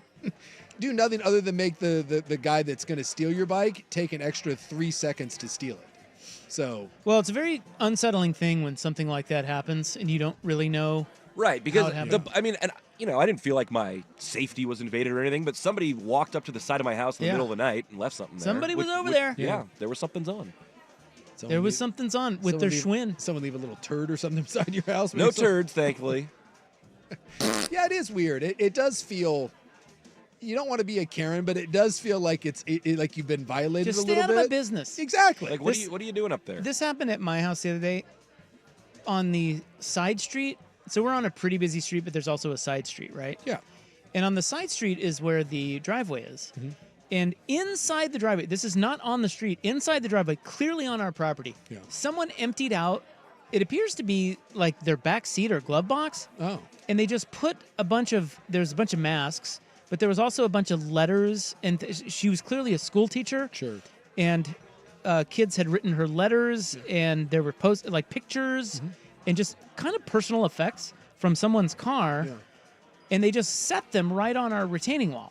Oh. And I didn't like that. Yeah, it's a little. I'm like, what is this? Yeah, like, who is? weird. Are they emptying out a stolen car? Are they like? What did they? Why there? Why did they put them there? It does feel very unsettling. Yeah, when people. When someone is in your, like, I guess that's not really your yard. I mean, it's side of your house. But it's you don't. But why there? I don't know. What is you doing? Why wouldn't you just leave it like at the curb? Right. Like, I don't get It's why. Almost like it's why walk like the 25 yards up my driveway. It's almost like it's a purpose pitch. Yes. Maybe someone's just doing it to screw with you. It's like, hey, watch this. I'm gonna put these masks on this guy's Text my retaining buddy. wall. Did you guys leave a bike over here last night? Freak him out. I did have a conversation with it because does your neighborhood have the people that come through and rummage through the recycling cans? Yeah. Yeah. And my neighborhood, And I have no problem with them. I don't either. They're actually the nicest people on the planet. Yeah, it's a big deal in my neighborhood because the olds don't. They don't like that. As we've established, the olds don't like anyone messing with their cans. But at least those people are like working to earn some money, like right? To be. And fair. they're usually very respectful. That's what I'm saying. Because they're actually putting the work in to like get the cans and then trade them in. They're not stealing crap. I have like, no problem. Yeah, that's right. Because I go out sometimes early in the morning and I happened to walk out while they were rummaging through the can. And they got all like, oh, my God. And I was like, dude, it's fine. And I just simply said, can you just make sure that nothing gets dropped on the ground? And they're like, oh, we would never do that. I'm like, I know you don't.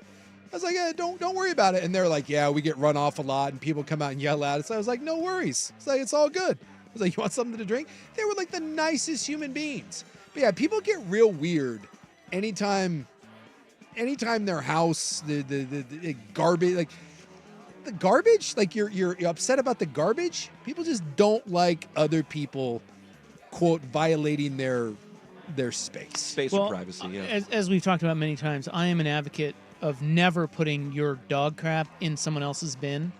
I just think it's rude.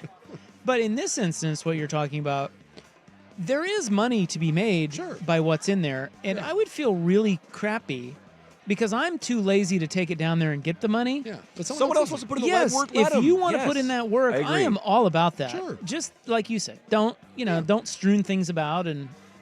That's all I ask. And they usually do. Like they're usually really nice about it, and anything they take out, they put back in if they don't want to take it with them. But don't come to my house for cans because we collect our own in tournament. So. Oh yeah. Oh, do you? Yeah. What are you making on that these days? What's the going rate? Basically, I mean, I feel like it's like $10 a bag we get for the cans, and Nice. but I don't. I'm trying to think how often we turn them in. I don't know. What ends up happening though is you can get 20% more back when you use them on the groceries at the places that you turn them in. So like we just use it to buy more sparkling water. So it's like a free $20 gift card when you Stretching go. that dollar. Yeah. Right. So I like it. Seems like a good idea. My gal wants to do that, and I just if you just have a designated like recycling bin for it and only cans go in there, super easy to just transfer them in. I have to admit something, and I don't know how many people are like this, but I am of the opinion that all it takes, because all of it is good in theory, and we all want to stretch our dollar, and none of us are filthy rich. Well, some of us are, but not me, and not you, and not Buck. So it's like, why would we be above just a little legwork? They have these recycling centers here. They make it very easy. You go down there, and you get money. The kiosks are at all your grocery stores too. So I mean, it is super really easy. not hard. It's super easy. You're right. At the same time, all you have to do is do it once, and you'll never want to do it again. Again, and that's maybe that's an indictment. Well, are you talking on about me. the like inputting each individual can? Yeah, I find it stupid, and I'm not going to do it. Fair enough. Yeah. But see, what we get is we just end up getting a full bag, and then you just throw the bag in a door, and that's it. Yeah, and then it counts it for you, right? Right. Yeah. But sometimes when you have the glass ones and stuff, don't you have to? We don't put go through those? any of that. We glass goes separate, and you just have. all But the cans. glass you have to input like one by one. But we right? don't. We'll just recycle. There's so little of that we just recycle that normally. You just have to We make go all it. cans, one bag, and that's it. You have to make it where I put. It has to be no extra steps for me. They could bring the recycling center to my house, And you wouldn't do it. and I'd probably have someone else do it I'm a little for a bit, small fee. I'm a little bit like you on that. Because my gal does. She has the separate recycling. By the way, the BTJ refuses to accept the fact that 90% of what you recycle doesn't get recycled. And I keep telling her you can't recycle that, and she doesn't want to hear it. Like, you can't recycle a pizza box. It's just look Right. up. It's supposed to go in the trash. Yeah, recycling is. I hate it. It's a bit of a scam. Like, we all want to think like, oh, we're saving the planet. No, you're not. 90% of that ends up in a landfill somewhere over in China or Puerto Almost Rico. all of it's going to the same place. Exactly. But she refuses to accept that. But she does do the cans and all that.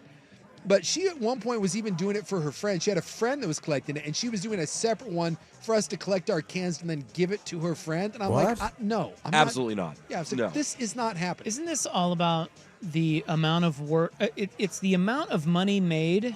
Yes. To the amount of work ratio. Yes. And that is not quite there for me yet. And for me, this thing is, if it were It's a pain in the simple. ass, I would not do it. But it's so easy and simple, it just seems like leaving free money on the table. Sure. And I get guess it. I have to push back on that. I don't think it is quite. It's time. And time is Well, money. When you're finished with a can, if you Or throw lack it and of. you throw it in the same place every time, that's not costing you any extra time. If you're going to the grocery store anyways, It makes like I said. there is See, the I don't margin do is that. so thin Yeah. of The margins- extra work that it doesn't seem like anything. The margins are very thin in it. If there's a lot of ifs. There's Because a lot I'm of like you, I'm qualifiers. convenience oriented. I don't want to do stuff that's like a bunch of extra steps. That will turn me off. But I don't go to Fred Meyer. And I do. Well, see, And that right there disqualifies me Yeah, because you're it's out. like, Yep. Because then there's not that's a special trip. Then you have to do an extra trip. Exactly. Yeah. It was like when I was I had that big TV that went dead, and everyone was yelling at me because it has to be properly recycled. and What do you this do and with that. those? What are you supposed to do with them? Well, you're supposed to take them to a place that, like, Because I've got One of those Earth Day events that we do here, bring Yeah. your dead electronics or something. I Yeah, don't you're know. supposed to take it to like a. Oh, yeah, like the- because there's, yeah. I don't know, there's things in there Yeah. that can be reused and whatnot. And I got a lot of blowback from it as opposed to throw it in the trash and you don't want to know what I did with it. But yeah, it was like that. It's like it has to be simple. Like, I am not going to get in my car and drive 15 minutes to an electronics recycling place to get rid of a broken television. I'm not going to do it. Just won't. It's like in the frat house, we wanted to get rid of a dresser on the 3rd floor. What's easier, taking it down 3 flights of stairs or tossing it off the roof? Tossing it off. Toss off the roof. Which is why, like, in your situation with that bike would sort of ended up on the curb. And when, like, nature will take its course, and someone will come along and be like, oh, that bike's been there. Yeah, I guess I could have just as easily put a free sign on it and let someone come and take it. But Well, Primetime Beaverton ×2. Yeah. As we have some news about little Cannon, Buck's kid, one of Buck's kids. Things are going down. Yeah. Out in the burbs, man. Already writing a legacy. Yep. That's next on The Fan. The home of Dirt and Spray. I'm Dirt.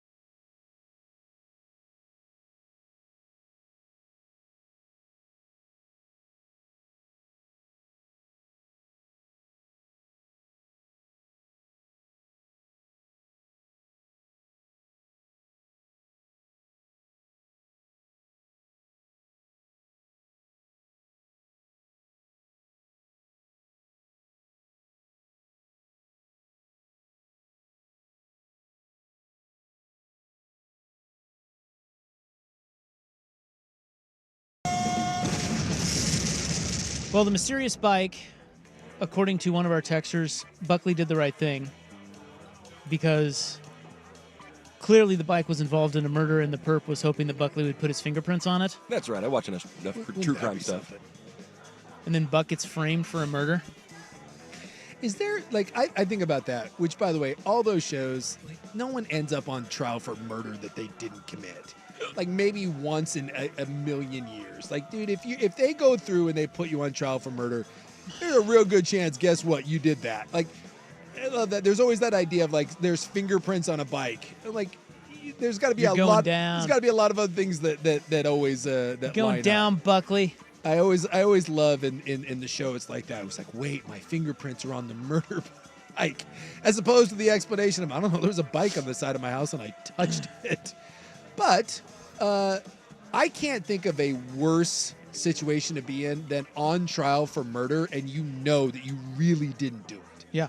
Yeah, that's terrifying. I can only, there cannot be a pucker factor worse than that. You hear about some of the people now that have gotten like exonerated like 30 years after because of DNA testing, and like I cannot imagine. Ugh. So in other House Buckley news, little Cannon, who is apparently 3 years old now. 3.5, yeah. So he's the I thought he was oldest. still older than that. No, he'll be 4 in April. Yeah, I honestly, Buck, I had your kids 6 and 3. Yeah, they're 3.5, and the other just turned 1. So Buck's right in the throes of it. Remember, it was this time a year ago that I left for 12 weeks. It all blends together. Trust me. Fair enough. Rob has a 17 lot years, of 19 years. good qualities about him and skills. You could present. We should do this one day. We get a lineup of children's photos. The amount that, like, I feel like I'm pretty confident I'm going to be in a ballpark every time. Rob, you could show a picture of Rob, an 8-year-old, and you're going to get everything from 4 to 16. He just over the years, I'm not great at it. It is not great. Kids, just I don't know. I don't know. I had Buckley's kids older than they are. Well, you don't care, and that's a valid point. And when you don't care about something, you don't hold on to it. Yeah, it's just it's unnecessary fleeting. information in Rob's When I brain. see an 8-year-old, and you tell me, "Hey, take note, that's an 8-year-old," I'm not going to take note of that. That's flushed. Whatever. It's a stupid kid. They're all the same. That's not going to occupy space in your head anymore. No. So your kid, little Cannon, who is not in private school. No, he's at he's not in. He's in private daycare. He's not in public school. You don't have public school for 3-year-olds. So we pay. See, there's another thing I didn't send know. him to daycare. I assumed he was in school. Yeah, you don't get public school till you're in kindergarten. Now the which is question like 5. becomes: will he be in public school? We don't know yet. That's code for no. Considering That's not. No. Well, a lot of people. We like actually to go. just started having that conversation last night. Yeah. How'd it go? There's a lot to consider. By the way, there are literally 4. There are 4 different options for us to The consider. thing to consider on your side of it is money. Money. Of course. That's not what your wife's considering. No, she's considering that too. What are the other considerations? So, well, there's a bunch. So their location, the easiest, the public school is like right down the street, just right there. I say go public. That's kind of what we're thinking. But also, there is the private preschool or kindergarten, pre-K at our church that we go to that shares a parking lot with the public school. So that's an option too. Well, but wait, so it's not just they're both right down the street. right, but I see pros and cons to each. Look, can we also third But option? wait a minute, you conveniently left out the part that the private side is also they're both right down the street, They're both which right there. means you're leaning towards public. See what I did there? I might be. Did you catch I that don't big know soup? yet. Falling asleep over there? No, I'm confused. His information was not. Yes. He did not release all of the All the information, information. like John Anthony. See, here's the Confirmed problem. information. But we all know that Buck Leading is to his bias. uncomfortable with his white privilege. And Buck will not just come on here and be honest with us that there is 0 chance. There's not 0 chance though. Okay, there's a 5% chance that your kid goes to No, public school. because now further away that would require a drive and not a walk is a public STEM school. You know, science, technology. Sure. And our guy is like super organizational, engineering minded. Like we think that environment could be really good for him. Okay. So we might take him to the public school that's not walking distance. Well, I was saying the opposite. I was saying that because he only revealed that the public school was down the street, he was clearly leaning that way. And he may lean that way, but we all know that he's not making this decision. That's fair. This It's a is we not. decision. That's right. This is gonna be Mama's decision, and my guess is that even if money is a factor, my guess is that that's when the call to Papa Buckley comes in, and we're like, hey. I don't know if you saw in the news, but little kids are getting stabbed in the neck in elementary school in Portland, out in Beaverton. All hell's breaking loose, and that kid will end up in a private church school. You're assuming that Papa Buckley or Mama Buckley, for that matter, hasn't already made that call unsolicited. So, Wow. What did I tell you? Because again, they're down in the Bay Area and they're reading about Portland, and there's fires, and like you go to public school, your little Cannon's probably going to get murdered within the first 6 months. they'll lace his sandwiches with fentanyl. Yeah, dude. I'll whatever you want to wager. Go ahead, Buck. You're a gambling man. You put whatever odds you want. Here's what I'll that kid's ending up in private school. I'll come up with odds for it. I agree. I think it's private. probably. I would say you're looking at about private minus 180, 165, somewhere around there. Okay. And then public more of like a plus 150. Well, I'm laying the dough. Yeah, I'm me laying too. the. I think it's more like, dude, public school right now. I'm not gonna say it's the Jacksonville Jaguars. I'm gonna say public school is more like it's like the Cleveland Browns, and private school, the private Jesus school, that's like the Buffalo Bills rolling through town. Sure, any given Sunday, weird stuff can happen. We know who's winning that game. We'll see. The fact that the unsolicited call has already come in. Hey, if you guys feel like your schools aren't up to snuff out there, well, I'm not gonna lie, dude. If I had my parents, by the way, speaking of, I'll take things that aren't gonna happen for $1 million. Anyone in my family unsolicited calling me up and giving me money to send my kids to school, I would take it too. And so we'll see what happens. So young Cannon, who is not 6, is in school. 3.5. Or I mean, daycare, whatever. And it was announced today that young Cannon there are 8 kids in there. Yeah. He is the only boy. That's right. Meaning the other 7 are girls. What a start. Dude, what a start is right. It was like a full class changeover. So, like, basically because of their ages, kids roll through the different levels. And he had been the youngest in his class for a while. So all the boys that were in his class were older, and they basically aged out, and they moved up to the 4-year-old class. But he's not 4 yet, so he'll still be here for another few months. And now it's him and all the ladies. So what you need to do, in order to guide young Cannon, because he needs your fatherly guidance, you need to check out the moms. Yeah. Okay. That's the key. And you got to pair the girl with the mom. Yeah. And if there's a hot mom, steer like, Cannon to that one. You gotta tell him it's gonna age well, son. Because don't go for what everyone's cute at 3.5, son. You got to think about what happens when they turn 5. I saw the pic, and they're all sitting around a table, and Cannon's already holding court. Little lunchtime pick. But they're a little young, so you can't really, make any commentary whatsoever. Rob's afraid about doing a toddlers and tiaras sort of thing right here. Well, I did make some comments already, but they were off the air. And they were terrible. We can't repeat those on the air. But I think the play is check out the moms. Yeah, look at mom. Got to be careful. It is generally wise. Is that rude to say nowadays in today's Probably. in today's Well, PC woke can you say for the girl, look at the dad? The dad's some fat old bald piece of crap. No, but for girls, meaning, you're saying for girls dating? Well, here's my thing. Boys look at the dad? Exactly, because like everyone's like, oh, men are pigs, and Well, we are. Well, but at the same time, the thing, girls are going around now all the day saying like that in order for a girl to date someone, they got to be the 6'6", 6 feet tall, 6-inch penis, 6 figures. Oh, that's it now? That's the new thing. But and then didn't they run the numbers on how many people that actually applies to? It's like less than 1%. Exactly. And I love the girl, by the way, who's like, I would only date a guy if he had these. And then you look at her and you're like, dude, you make like $37,000 and you're like a 6. Like, what?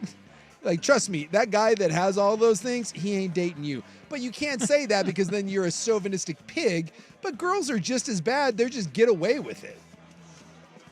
So they tell Cannon, man, he's got his pick right now. Enjoy it. It's not always going to be like this. Tell him to cut his swath through that little that little daycare. Yeah, I don't think he grasps the concept of that this is a cool thing at all. Potentially, we're not really there yet. I think that like his buddies that he plays trucks with are just gone now. You know. Dude, that kid's gonna be holding a lot of hands. Fine. I bet you he's holding 4 or 5 hands a day. Say, hey, ladies, show and tell around back after class. I can show you videos of him dancing with the ladies. Say that. he's a dancer. He dances with the girls. Yeah, pimp. Starting off. He's gonna start showing him photos of him in his little underoos. Say, hey, ladies, check this out. By the way, this is what I do in my free time. Do you think that's good for him that he's in a class with only 7 other kids and they're all girls? I was texting with my wife about this earlier today because, I mean, I think it'd be cool for him to have some bros around too. But at the same time, like, I don't think there's any issue with it. Yeah, I mean, and it's only going to be a few months before he gets moved up to the next issue with it. I'm saying like maybe it's good. Maybe it's like having sisters. Sounds like a couple of snowflakes to me. He's got to learn. What do you mean? He's got to learn to be a man. He's got to learn to be a man's man. Well, but wouldn't you possibly learn how to be a man roughhousing with the boys instead of, flirting with the girls? So you think if a young boy Cannon's age goes through several years, formative years here, where he only has classmates that are girls. Yeah. Does he turn out to be a little snowflake? I think he would turn out to be a better human being. But a snowflake? But a snowflake, probably, but probably a better human being. If there's one thing I know, it's that when you get a group of men together, nothing good. I'm 46, and you get me around a group of guys, and nothing good ever happens. It's very problematic. Well, good luck, Cannon. Yeah, he's out there living the life. Slay some dragons, Yeah, baby. Can never start too early. The photo of him at the lunch table is adorable. Yeah, you have no idea, dude. You have no competition. It's as good as it's ever going to get. Let her rip. We'll show him this photo someday when he's lamenting what the dating pool looks like or whatever and be like, dude, you missed your chance. You should play this segment for him down the road. Like, you didn't realize it at the time, son. I tried to tell you. But Buckley, you got to help him out. Look at the moms. Yeah, I'll try. Thank you. Steer him. Just nudge him. You don't want to tell him what to do, but you nudge. You nudge. I tried doing that with my son. It didn't work. What do you mean? They don't take your advice. Like on who to date? Yeah. It's like, yeah, you might want to. Wait a minute. I want to go this way. Wait a minute. Like, so you're saying like in school? I was not. So he would bring home girls, and you'd be like, I was not. Not it, son. Yeah, I was a little bit of that. Where I was like, maybe awful. Kind of. No, I'm subtle. That's pretty terrible. I'm subtle about it. I just let him know that, like, yeah, you know. Listen. Look at the families, son. Eiserman, Look at the families. I like this for you, but you could do a little better. Look at the families. Look, everyone knows sometimes when you see that family situation, you're like, oh my God, don't make this choice. Long run. Think about it. Hey, good question on the text line. We'll answer that next. Here's Buck. Now, from the Fan Sports Desk, a Sports Center update on 1080 The Fan. Ryan Buckley with this Sports Center update. First on the Fan, Week 11 in the NFL wrapping up tonight with the Texans visiting the Cowboys. Already a couple injuries in that game. Jake Ferguson for the Cowboys has left with a concussion. The Texans leading 17-10 with about 4 minutes left in the first half. A couple touchdowns from Joe Mixon for Houston.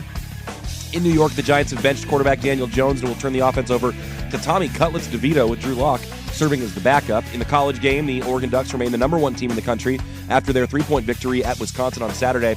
Ohio State, Texas, Penn State, and Indiana round out the top five. Oregon on a bye this week before closing out the regular season at Husky Stadium. Meanwhile, the number 2 Ohio State Buckeyes and number 5 Indiana Hoosiers will battle for a spot in the Big Ten title game this Saturday in Columbus. More sports scores and stories in 30 minutes. I'm Ryan Buckley at the 1080 The Fan Sports Desk. Listen live or on demand on the Odyssey app, the Fan's desktop player, or tell your smart speaker to play 1080 The Fan. The inside story on the Blazers, Ducks, and Beavers.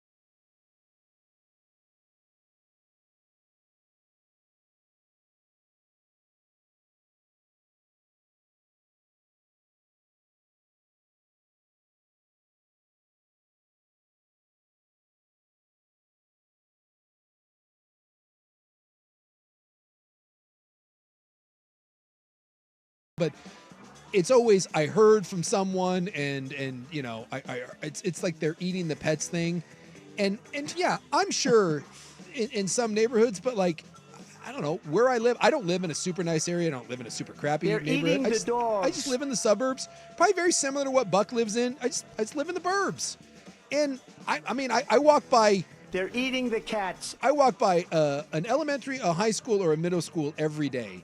And never once have I looked at that and been like, this seems like Stand By Me. Like there's no Joe Clark with a baseball bat there. And like, I don't know. What is happening in public schools where it's like, it's this cesspool of anarchy. I feel like the sentiment is bad, but I'm not sure it's actually all that bad. But come on. Everybody's losing faith in public anything. Yeah. Right?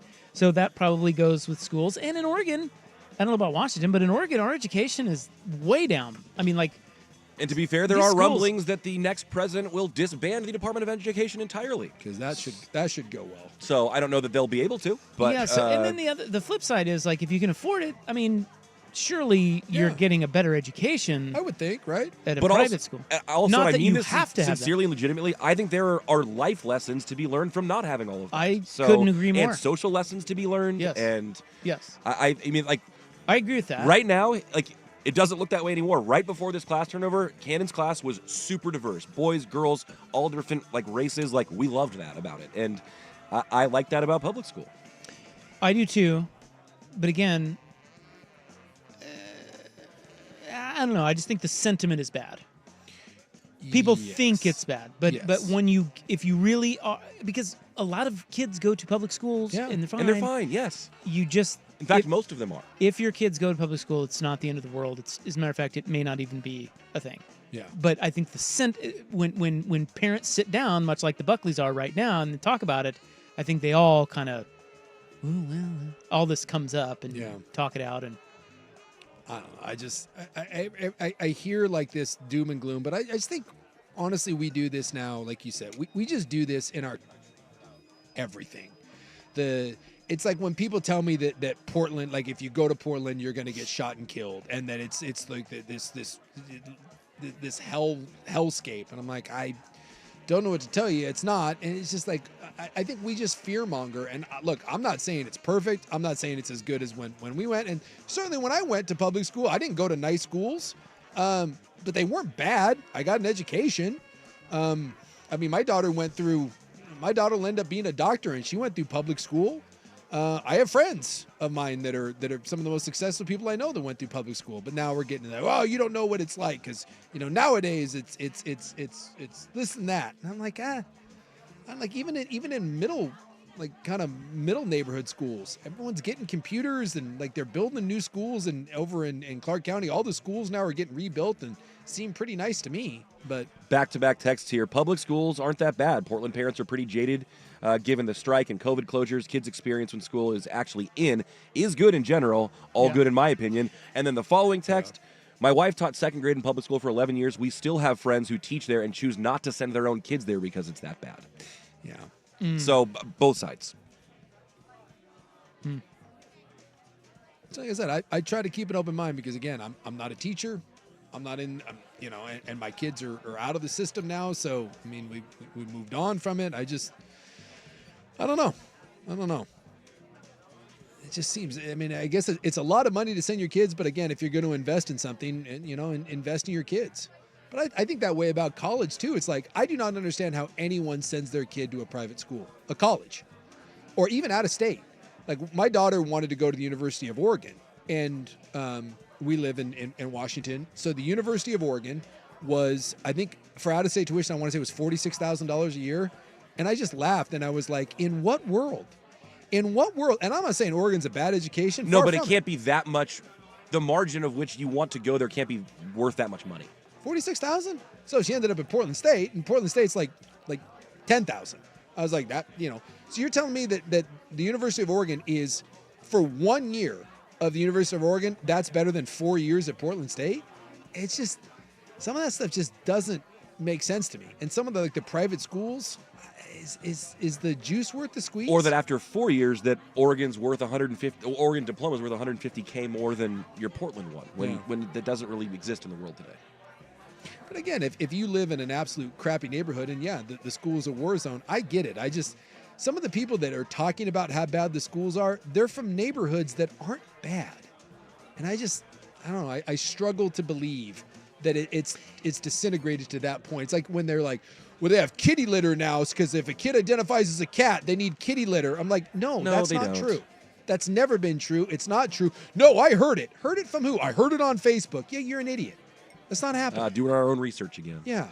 I think that if I had kids, the thing that would bother me, the only thing that would bother me about public schools is it just seems like the public system, like who runs it, can't get out of its own way. Like it's really a bad operation. Yeah. Not that if my kid goes into these schools that they don't get a good education and there's good teachers that care about them and have good curriculum. You know what I'm saying? Sure. Like I just feel like the overarching operation is not good. Whereas I would be inclined, if I had the money, to maybe bet on the private school that can do whatever the hell it wanted. Yeah. Yeah, it's a valid point. That right there is where I'd be like, okay, because I think teachers are some autonomy. Yeah, some autonomy and like, oh, I like the way this like Buck said with the STEM school. It's like this school really aligns with what for a lot of people it's religion, whatever.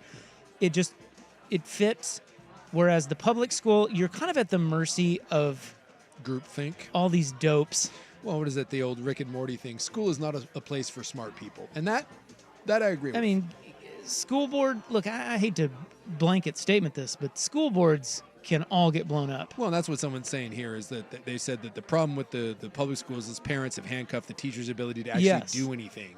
That's right. And it's the system. Yeah. It's less the school and more just the system. The system has a harder time working in today's landscape, and so things fall by the wayside. And it does feel that more and more people have completely abandoned the idea of public school as an option. And I guess maybe in the long run, maybe it's a good thing because we get more options. I just wish there were more affordable options. If the public school system really is trash, it kind of sucks that the only people that can take advantage of the good one is people that have money. Because again, that creates the imbalance again, where we've created a two-tier system where if you got a little coin in your pocket, your kid can get a good education, and if not, you're sending your kid into the wilds of the school system jungles, and that I don't like at all. All right, we'll wrap it up next on The Fan. And one time at Camp Randall, lock, back to throw, sets, throws, batted down, intercepted.